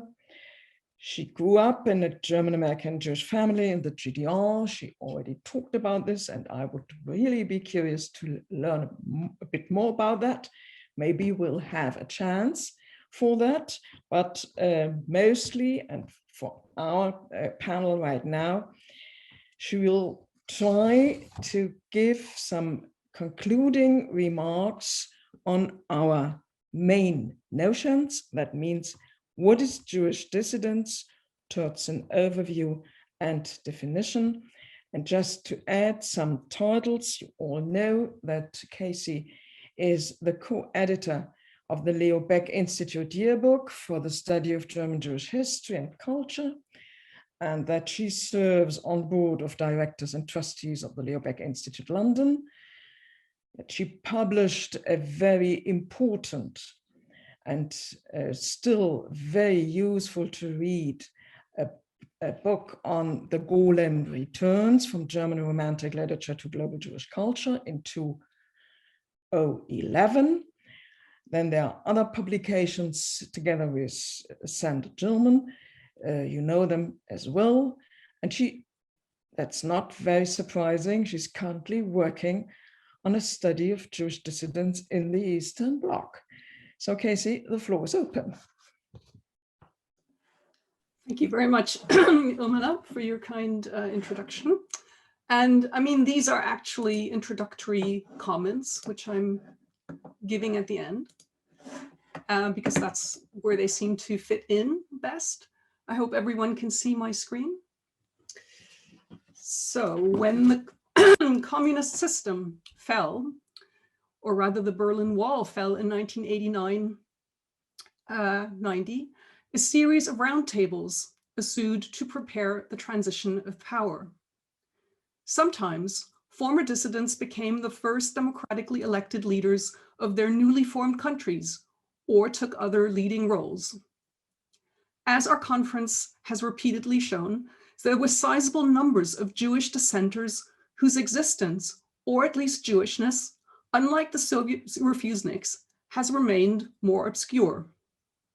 To what extent can they too be considered Jewish dissidents?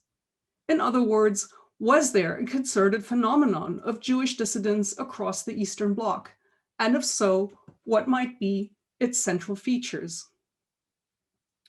To determine the issue of Jewish dissidents, and it's a very malleable concept, as we've repeatedly said, we must, of course, first examine the nature of Eastern Bloc dissidents more generally. Dissent in the Eastern Bloc has been varyingly described as resistance, opposition, defiance, or intransigence.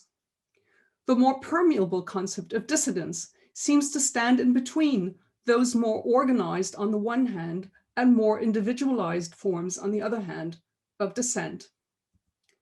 In his seminal essay of 1978, The Power of the Powerlessness, the later Czech president Václav Havel argued that the post-Stalinist regime had eliminated, quote, all expressions of nonconformity, unquote, and that these could no longer be, quote, implemented within its ossified official structures, unquote. According to Havel, dissidence in that system, quote, can be any means by which a person or group revolts against manipulation, unquote, by the all-controlling, as he calls it, post-totalitarian ideology. Eastern Bloc dissidence, then, can be understood as a precondition to opposition, describing a broad range of, as Lutz Niethammer has put it, quote, nonconformist behavior, initially expressed in, quote, diverse modes of divergent thought and action, unquote. One can assume that the tiny remnant of Europe's traumatized Jews, regardless of whether they were in the East or West, had little taste for rebellion against the new order under which they found themselves, or had even, as was the case among most East German Jews, actively chosen for its anti-fascist credentials. They were typically atomized individuals who had lost their families, friendship networks, and communities in the course of 20th century events, and who often chose to keep their Jewishness private. The phenomenon of keeping a low Jewish profile was, of course, not particular to Eastern Europe's Jews.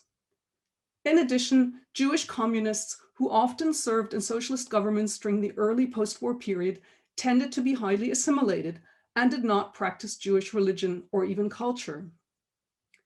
The Jewish origins of many Eastern Bloc public figures was frequently merely rumored or unearthed and acknowledged only decades later. In the case of the post-war Stalinist show trials, it was politically utilized and then repressed from public knowledge.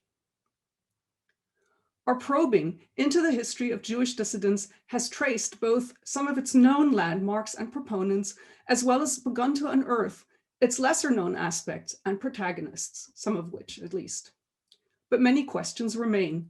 For example, can Jewish dissidents be considered a systematic paradigm beyond the Soviet example? Which personal, intellectual, and political networks existed among Jewish nonconformists in other countries, or even across the Eastern Bloc? What, if any, are the overreaching features of Jewish dissidents, as well as their local variants, given that Eastern Bloc countries responded in partly varying ways to Soviet directives regarding the execution of state power more generally and the Jewish predicament more specifically? The most significant question in this respect was, no doubt, the thorny issue of Holocaust memory, and coupled to this, relations with Israel, which continually strained against the Eastern Bloc's state-declared anti-fascism. Its blanket declaration of anti-fascism served to repress explosive historical rifts and unite the recent perpetrators, collaborators, bystanders, resistors, and victims of National Socialism in most countries, Eastern Bloc countries, perhaps with the exception of Bulgaria, which were themselves often fueled by far older historical schisms under the new regime. In the following, I will sketch out some key historical moments in the relationship between Eastern Bloc countries and the Jews before proposing some key modes of Jewish dissidence in this context. And other speakers have also already referred to a number of these events. As we already know, Jews were among communism's earliest proponents and imagined villains. See the Jewish child convert to Protestantism, Karl Marx, and his rejection of the Jewish question in his response to Bruno Bauer. Throughout the late 19th and early 20th century, Jews supported socialist causes in disproportionate numbers because they hoped that these would stamp out inequality, including anti-Jewish ostracism, once and for all. But as socialist sympathies swept across Europe, galvanized by the Russian Revolution and the World War I catastrophe, communist dissidence to the Soviet state line was also rising. Jewish first-rank communists were among those who founded dissenting communist political parties and political streams, such as August Thalheimer and Dagobert Lubinsky's Communist Party opposition in late 1920s Germany. The most well-known symbol of internal opposition is, of course, Leon Trotsky, whose controversial figure spawned a series of anti-Stalinist dissident and oppositional movements across the Western world. From the 1930s onwards, and especially after the 1939 German-Soviet Non-Aggression Pact, Jewish intellectuals felt increasing unease with anti-Semitic undercurrents in Soviet politics and propaganda. Outside of the Soviet Union, German Jewish exiles from National Socialism, most notably Hannah Arendt, in her Origins of Totalitarianism, led the way in the critical examination of the Stalinist atrocities. Arendt's book occurred in the midst of ensuing Stalinist show trials between 1948 and 1953, which specifically targeted and murdered first-rank communist Jews.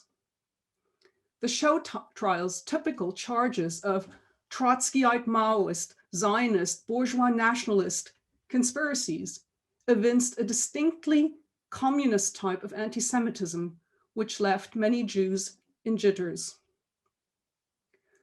By January 1953, in what can be seen as the first expression of concerted Jewish protest against the East German regime, leading functionaries of the newly founded Association of Jewish Communities in the GDR had fled across the border to the West. Leading Jewish intellectuals, we have heard about Alfred Kantorowicz, followed suit. The building of the Berlin Wall in 1961 all but stopped the Jewish brain drain from the GDR, but the trickle of emigrations continued elsewhere throughout the 1960s. Owing to their later Hollywood careers, film directors Roman Polanski and Milos Forman achieved world fame, whereas they are lesser known for their previous work in Poland and Czechoslovakia, respectively. Others, including the last surviving leader of the Warsaw Ghetto Uprising, Marek Edelman, stayed to promote a new left.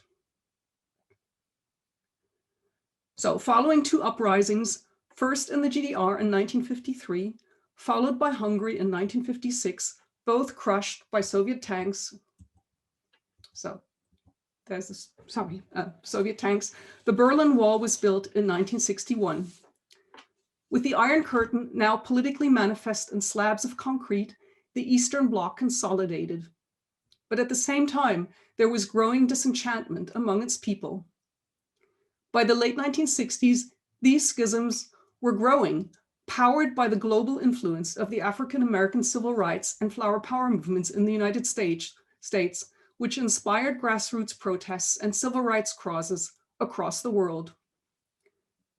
Following the Six-Day War in 1967, fought along Cold War fault lines between Israel and its Arab neighbors, a new Soviet-led round of anti-Zionist hysteria broke out across the Eastern Bloc.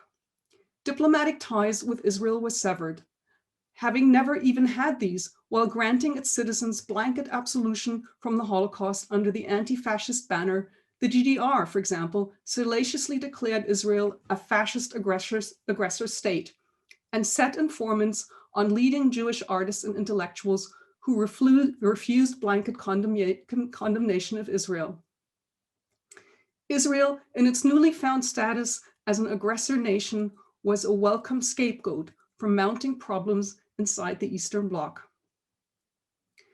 The GDR's notorious secret service, the Stasi, created a special unit to observe the dissident triumvirate Robert Havemann, Stefan Heym, and Wolf Biermann, each in different ways victims of National Socialism, and the latter two of Jewish origin.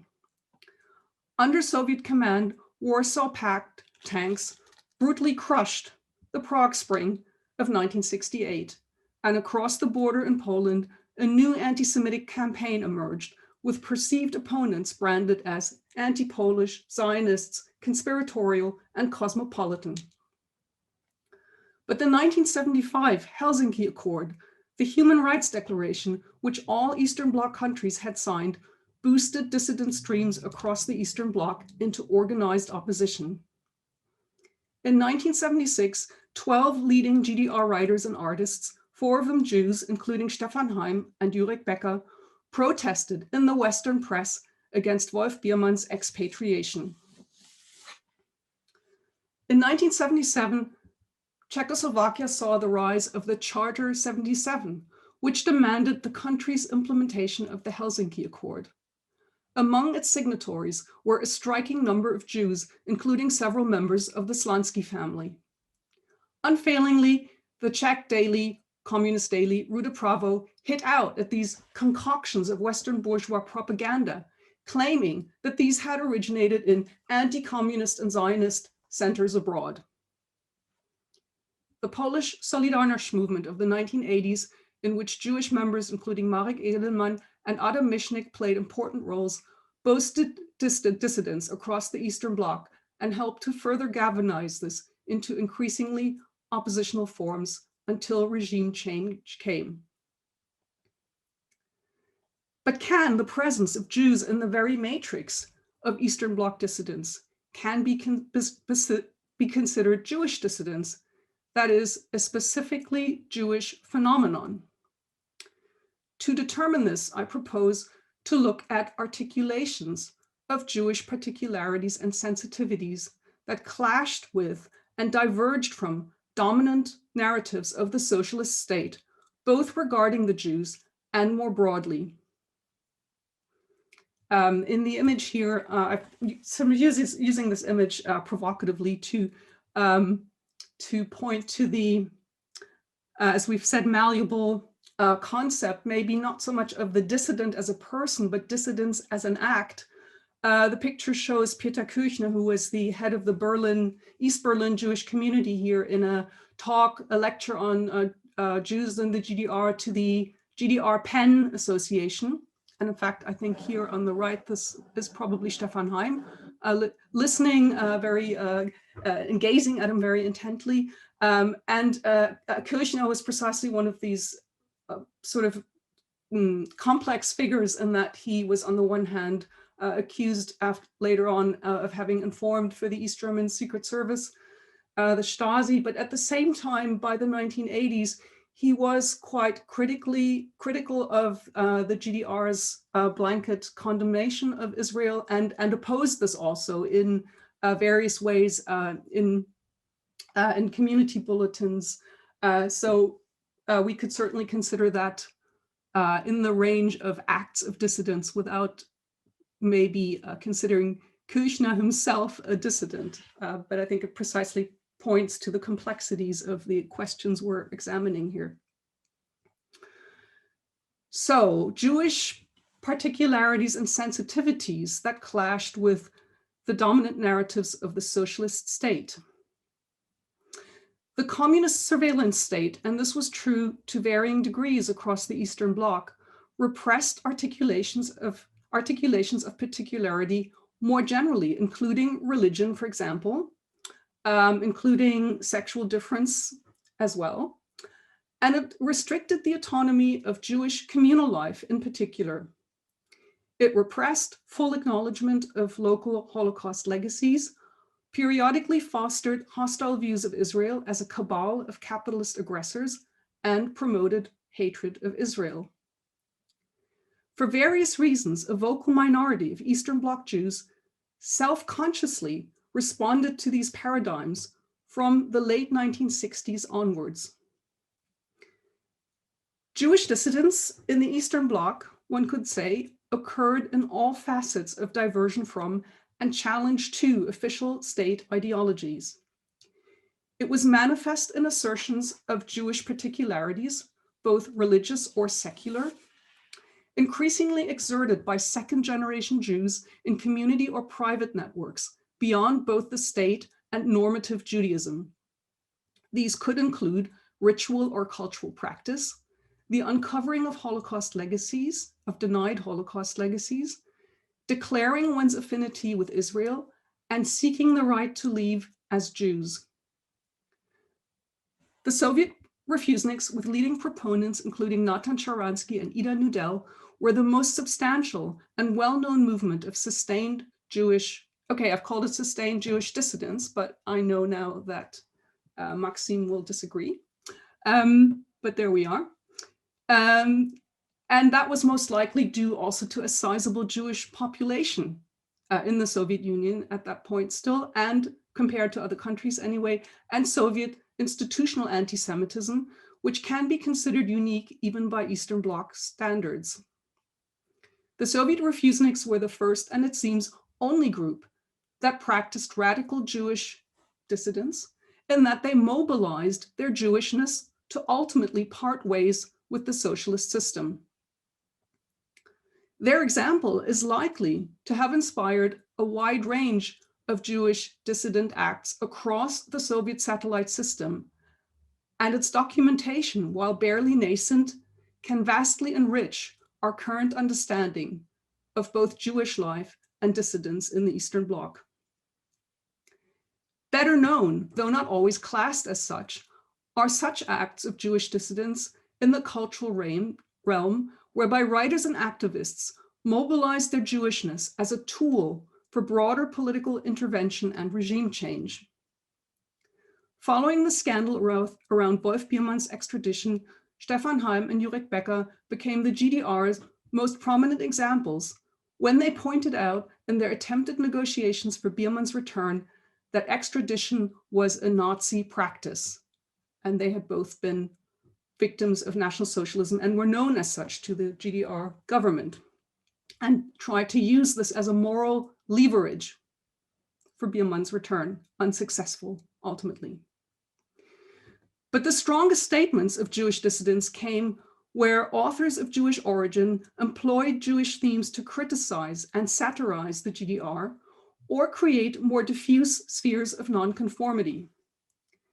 Stefan Heim's novels, Heim had been persona non grata since 1965 at the latest, the King David Report of 1972, and Ahasver, the Wandering Jew of 1984, treated, in the shape of biblical fiction, the Stalinist atrocities, in the case of the former, and cast the Jew as eternal dissident and revolutionary, in the case of the latter.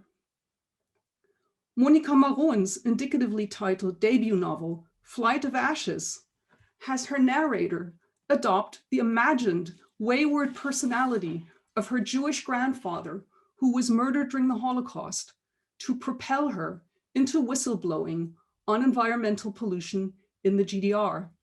And Maron is another ambiguous figure because she was also accused of having informed for the Stasi at some point in her career, in her life. And the story cycle in Barbara Honigmann's novel about a child of 1986, published after her emigration to the West, traces the narrator's fragmented quest for a Jewish self under the catalyzing effect of the Soviet Refusenik movement. The final story recounts her move from East Berlin to Strasbourg then as a, quote, triple leap of death with no net, from east to west, from Germany to France, and from assimilation into the center of Torah Judaism, unquote. What then happened to Jewish dissidents once they had departed? And finally, once the Soviet system had vanished? Did they remain persistent dissidents or succumb to the new world around them? This is admittedly another story, which we will need to tell another time. The story of Jewish dissidents in the Eastern Bloc ended in 1989-90, an unfinished and fragmented story. Thank you. Okay. Thank you very much, Cathy. This was just what we needed after a real multi-perspective conference. So you brought up our notion or central topics, and on the other hand, you try to describe a historical perspective in several countries, and especially in the GDR. So this was, in my opinion, extremely helpful. Thank you so much. And now the floor is open for questions. I'm not quite sure whether we have at first questions to your talk or already questions and answers to everything we heard in the last 2 days. We do have some questions from our talks this morning. I don't know if you can see them coming through in the chat. If not, I could read them out. Yes, please be so kind. I think this is a question for Ian and your talk this morning. Perhaps in a country like Romania, where many Jews were saved during World War II, is it not appropriate to adopt the dissident term? Very good question. Yeah, but actually, I would be curious to know more about what exactly the person asking it means, because to my mind, I don't know why there would be a conflict between Jews being saved, so having a kind of a bigger, larger Jewish community in Romania than in other countries, and dissidents. I don't see the conflict there. To my mind, to the contrary, because you have a larger Jewish community, especially in the first years after the war, these people can voice their revolt, resistance to some of the policies. And what is visible in Romania is the fact that once these people leave, and this, as some of my colleagues already pointed out, so the simple fact of leaving is a sign of dissidence. The fact that they left, and after they left, dissidence in Romania is diminishing, could be a sign that the decrease of the community played a role in that fact. Okay. So I see a question once again from Cathy concerning the Jewish Museum in Bucharest. So the question was, the Jewish Museum in Bucharest ever a space of resistance or dissidence? Is there any research on the Jewish Museum? For another example, how was UNESCO, the playwright, a dissident?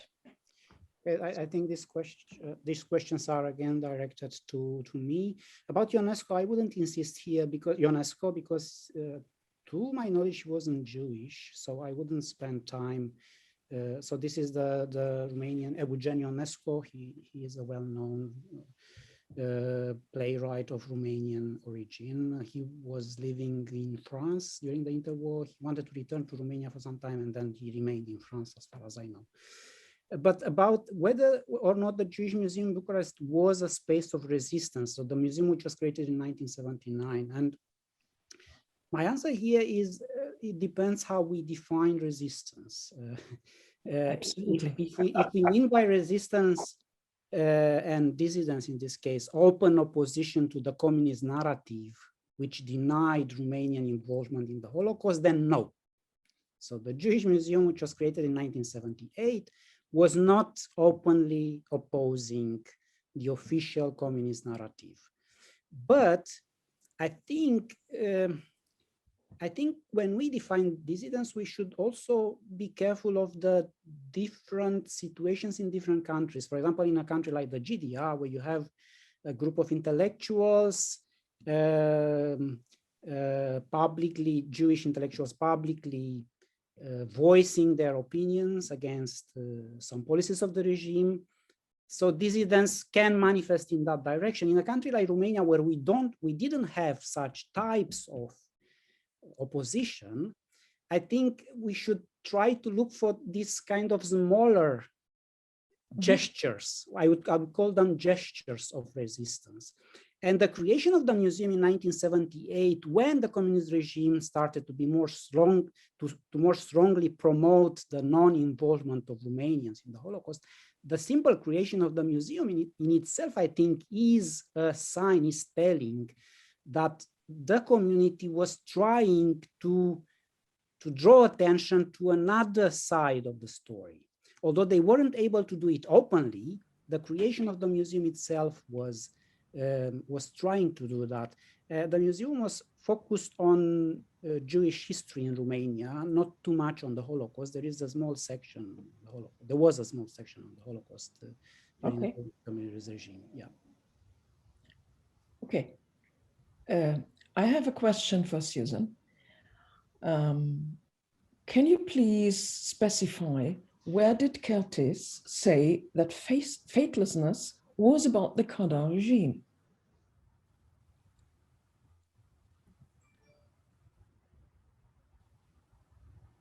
Can you hear me now? Yes. Yeah.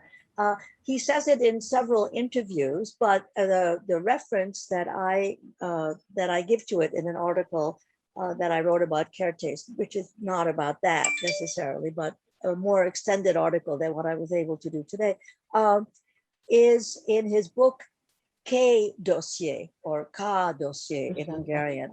It's also published in German. It's a wonderful book, actually, where it's an interview book where he wrote both the questions and the answers. Originally, it was meant to be an interview book where the journalist asked the question, but he said he didn't like them, so he went home and rewrote the whole thing. So it's his only extended autobiographical, truly autobiographical, non-fictional sort of this is my life book that he published. I can't remember the exact date, but it was around, I think around 2000, something like that.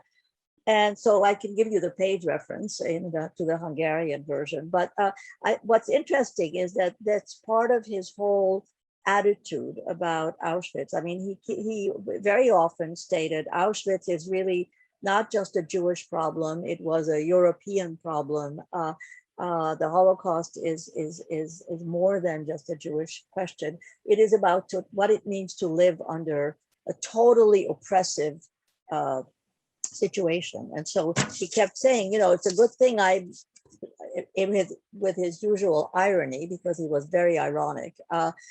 He would say things like, well, being in Auschwitz helped me because I understood what it was to live under totalitarianism. And that's why, I was prepared for communism, to live under communism, which also might explain why he felt that his only attitude was that of alienated silence, since you couldn't exactly organize dissidents in Auschwitz, right? Well, people did, actually. There was the attempt by the Sonderkommando, but anyway, so that was the answer to the question. Okay, thank you, Susan. And here's another question to a couple of our speakers, especially to Maxim, Susan, and Cathy, by Katja once again, maybe others. To what degree do you think you are writing autoethnography? That's an interesting question. It is, and it probably will produce different responses from different panelists. Yeah. Will you start? Okay.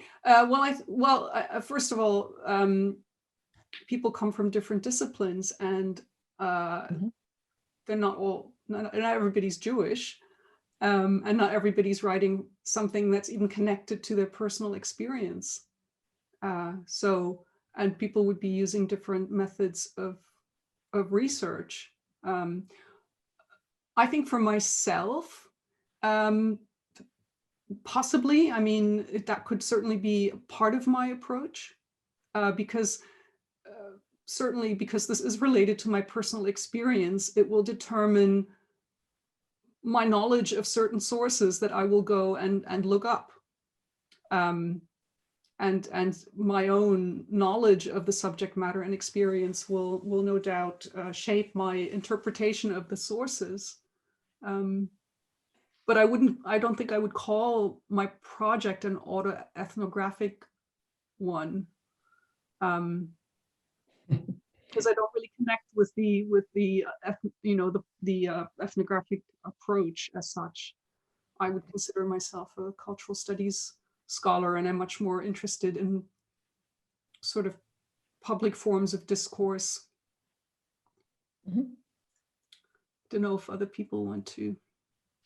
Are there other speak from their perspective? People to answer to this?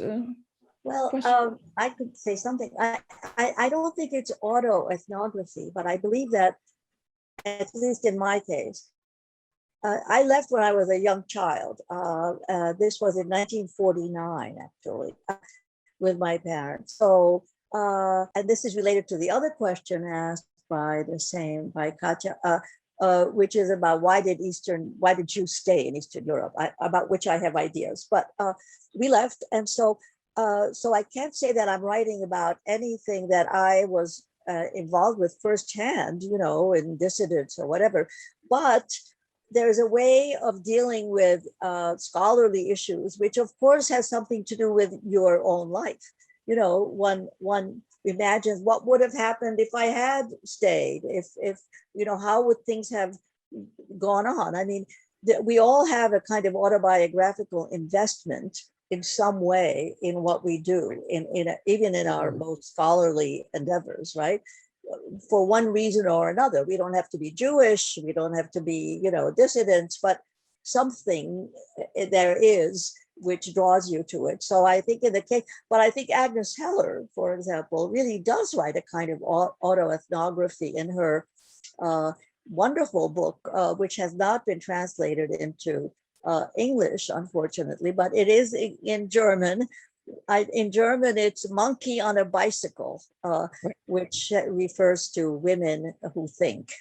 They're like monkeys on a bicycle. That was what her first husband told her at one point. But, and she writes the whole story of her whole generation, really, including her own there. So that's a kind of autoethnography, which I'm reading in the second remove, projecting myself into that. If I had been there, what would I have done if I had been, in her shoes and stuff like that. So. Okay. And there's another question which comes up to the same problem. And it's about everybody who feels to be responsible to answer. A very important question, in my opinion.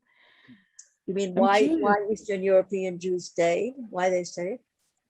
Okay. Why? Right. Could the panelists, especially those who grew up behind the Iron Curtain, clarify this point? Why did they remain, either in the GDR or in another Eastern country, or their parents? So this is not really an autobiographical question. And I don't know whether there's any answer which could be generalized, but anyway, it might be an interesting answer. Is there anybody of us, of our panelists who wants to answer? Yes, Maxim. Perhaps I am not understanding the question. Is the question why Jews in Eastern Europe post-World War II, post-Shoah remained in their respective countries? Is that the question that we are debating? Yes.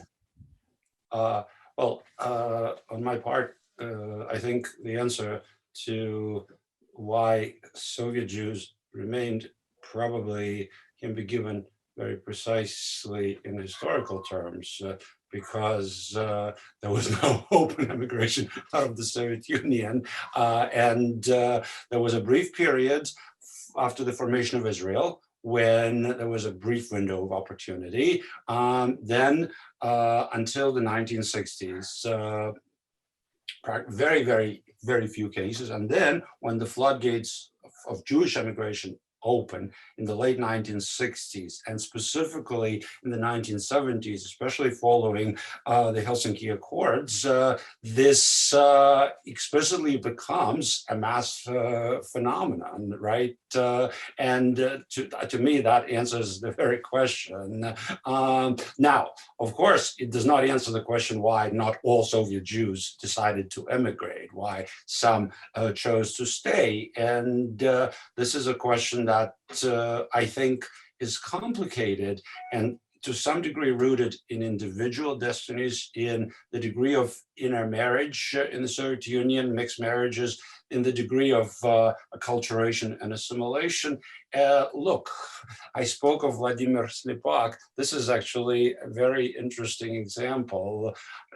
Some of you may know that his father was a very prominent Soviet hero of the Russian Civil War. He was one of the leaders of the Red Army in the Far East. And in fact, he served as a prototype for Levinson, the protagonist of the canonical Soviet novel by Fadeev, Razgrom, The Rout, which features a Jewish revolutionary commander. So when Vladimir Slepak decided to emigrate, his father told him for as long as he lives, he will see to it that they would never leave.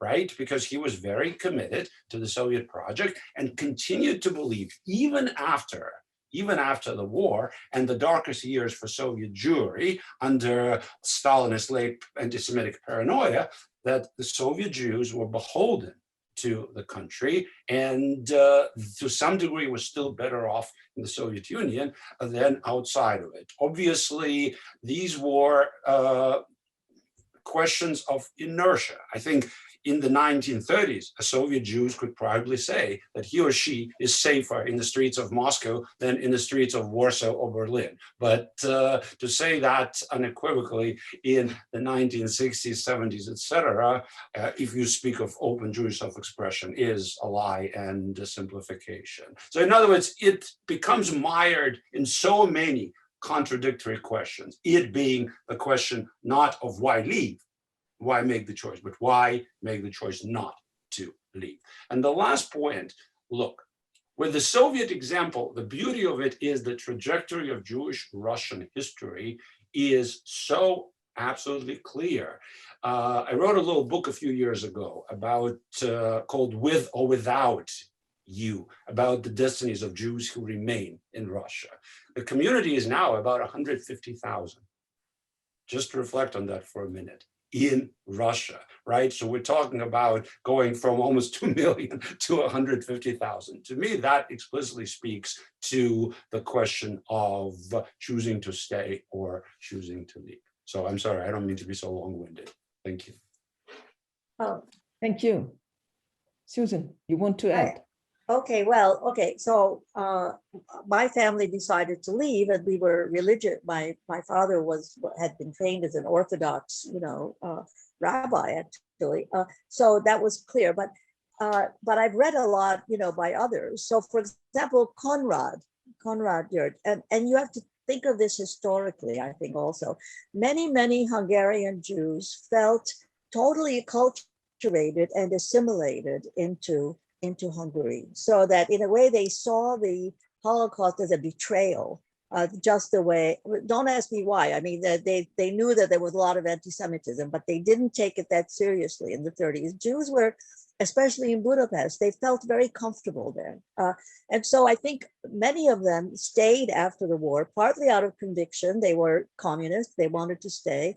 And then others stayed because, well, the language, for example, if they were writers like Konrad, he wanted to stay in Budapest partly because he loved the Danube and because he was a writer. And Kertész similarly, actually, it was the language that kind of pulled them in. This may not be that typical, but I think we have to allow for the fact that, the historical fact that Jews in Hungary, despite anti-Semitism, felt quite at home if they were secularized Jews for a long time. And in a way, they just continued to feel at home. So although Konrad does recognize that half of his classmates left in 56, they could leave in 56. In the question and answers panel, there is an answer or an idea by Veronica, who says, Milan Kundera's exchange or argument with Václav Havel about leaving or staying in Czechoslovakia may partly apply to the question why some Czech Jews dissidents decided to stay. It had to do with a sense of intellectual belonging. Now this seems to me, thank you, Veronica, this seems to me a very interesting argument. It's not only staying in your homeland, so-called. It's not only staying in the country where your proper language is written and spoken, but it's a thing of being part of an intellectual community. Is this an argument that convinces you? Can I point out that we've got an interesting problem here? Yeah.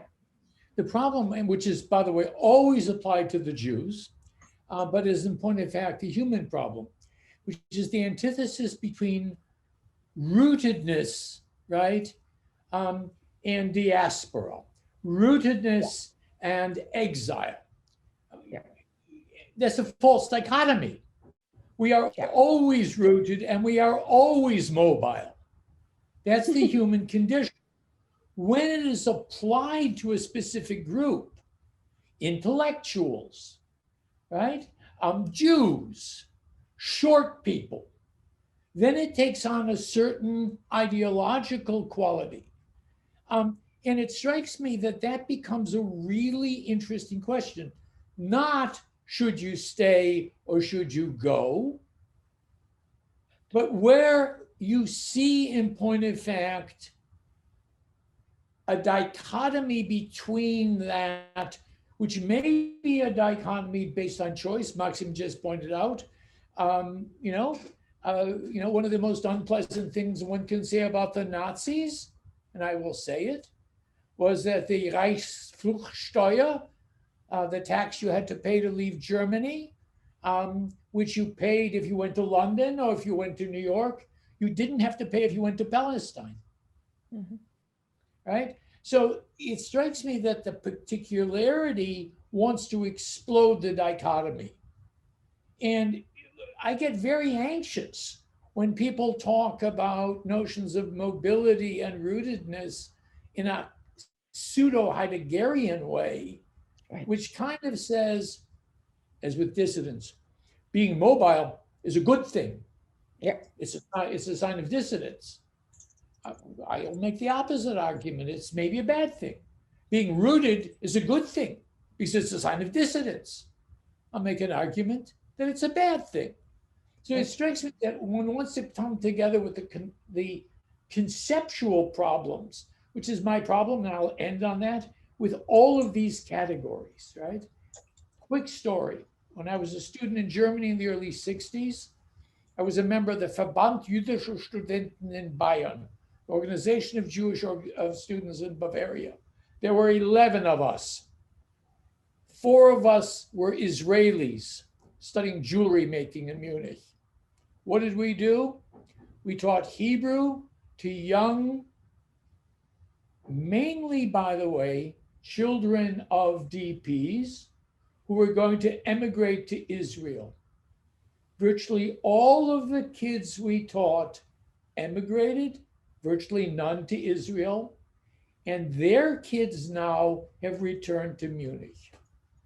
Right. Right. This is an amazing story. You're completely right, Sander. Thank you so much. So I find yes. Yeah, I just want to add something.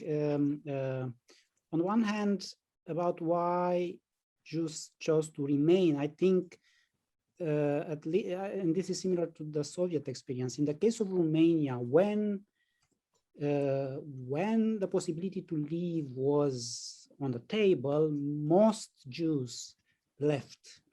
And for me, as a historian of the Holocaust and of the interwar period mostly, who knows how much the Judeo-Bolshevism myth was used in the destruction of the Jewish community, what happened after the war, this massive immigration of Jews from the countries that allowed them to leave, it's actually showing that the myth was a myth. Otherwise, you wouldn't have from Romania in the space of 3 decades. So we had at the end of the war about 430,000, and 410,000 of them left. So that says something about these people's maybe not anti-communist, but displeasure. They didn't enjoy living in a communist country. And about the intellectual aspect, I found, while researching at Yad Vashem, I found a newspaper by Romanian Jews who immigrated to Israel in the 1950s. And the title of the newspaper was in Hebrew. The title was Slicha, which means sorry, excuse me in Hebrew. But the content was entirely in Romanian.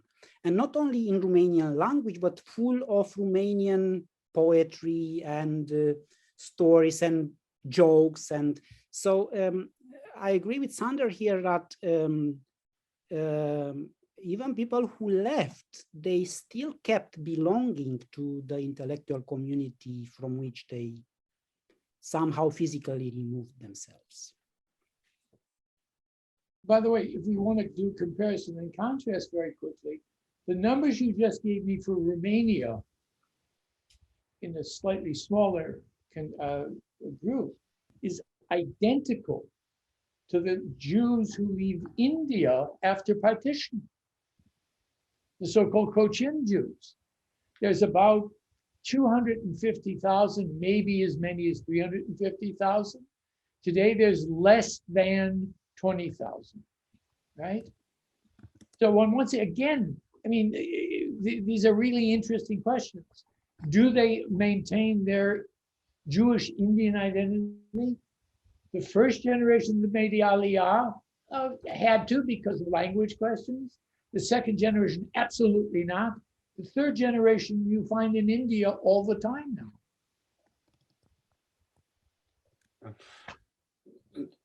Just to make a very obvious observation, which is that if you eyeball the map of Europe, the farther east you go, the shorter the span of Jewish history and rootedness. I think this is a point that we sometimes overlook. It's an obvious one, but remember the span of Jewish Russian history is just a little over 200 years, right? The span of Jewish German history, Jewish Polish history. And so while I'm not saying it's the most overpowering consideration, but it is an important consideration, as is also, of course, the texture of ethnic relations in a country like the Soviet Union, which is a conglomerate, or a country like Hungary, which is quite heterogeneous, right? So being a Jew in Hungary is different and feels different texturally than being a Jew in the Soviet Union. And which is why, when I teach,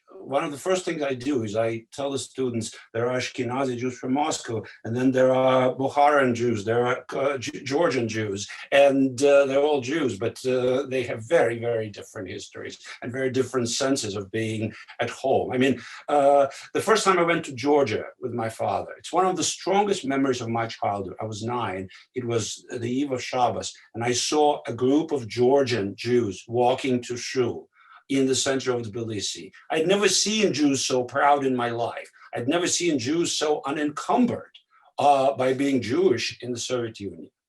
This is because Georgian Jews had been in Georgia and the Caucasus for as long as some of their non-Jewish neighbors, if not longer. Thank you, Maxim. I have no further questions in the chat.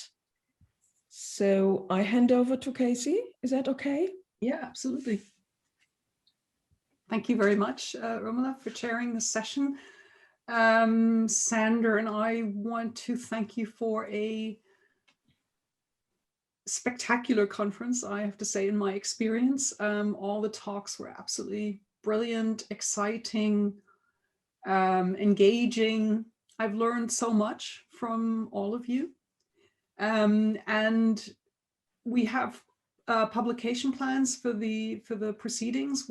At the moment we're talking to publishers, so we would like to be back in touch with you once we've firmed something up, and would really like to collect the papers given at this conference in a volume, maybe a journal volume. We'll see, but we'll be back in touch. As we've said, this was really just a start. It was a tentative exploration of the possible connections between vastly different, but I do think related phenomena. Certainly, I think that the Soviet Refusenik movement of the 1970s was a huge inspiration to Jews across the Eastern Bloc in manifesting particularities and also sort of more clearly non-conformist political acts. And what was especially exciting for me was to begin to explore these connections, but also to hear about events in the 1950s that we knew nothing about in Poland and Romania, for example, and to look at these very early not just under-examined, but really unknown histories So we thank you, Ion and Yannick, who can't be here with us today as well. And yes, we believe that this will make an exciting volume tracing the decades in different places. Sandra, would you like to add anything?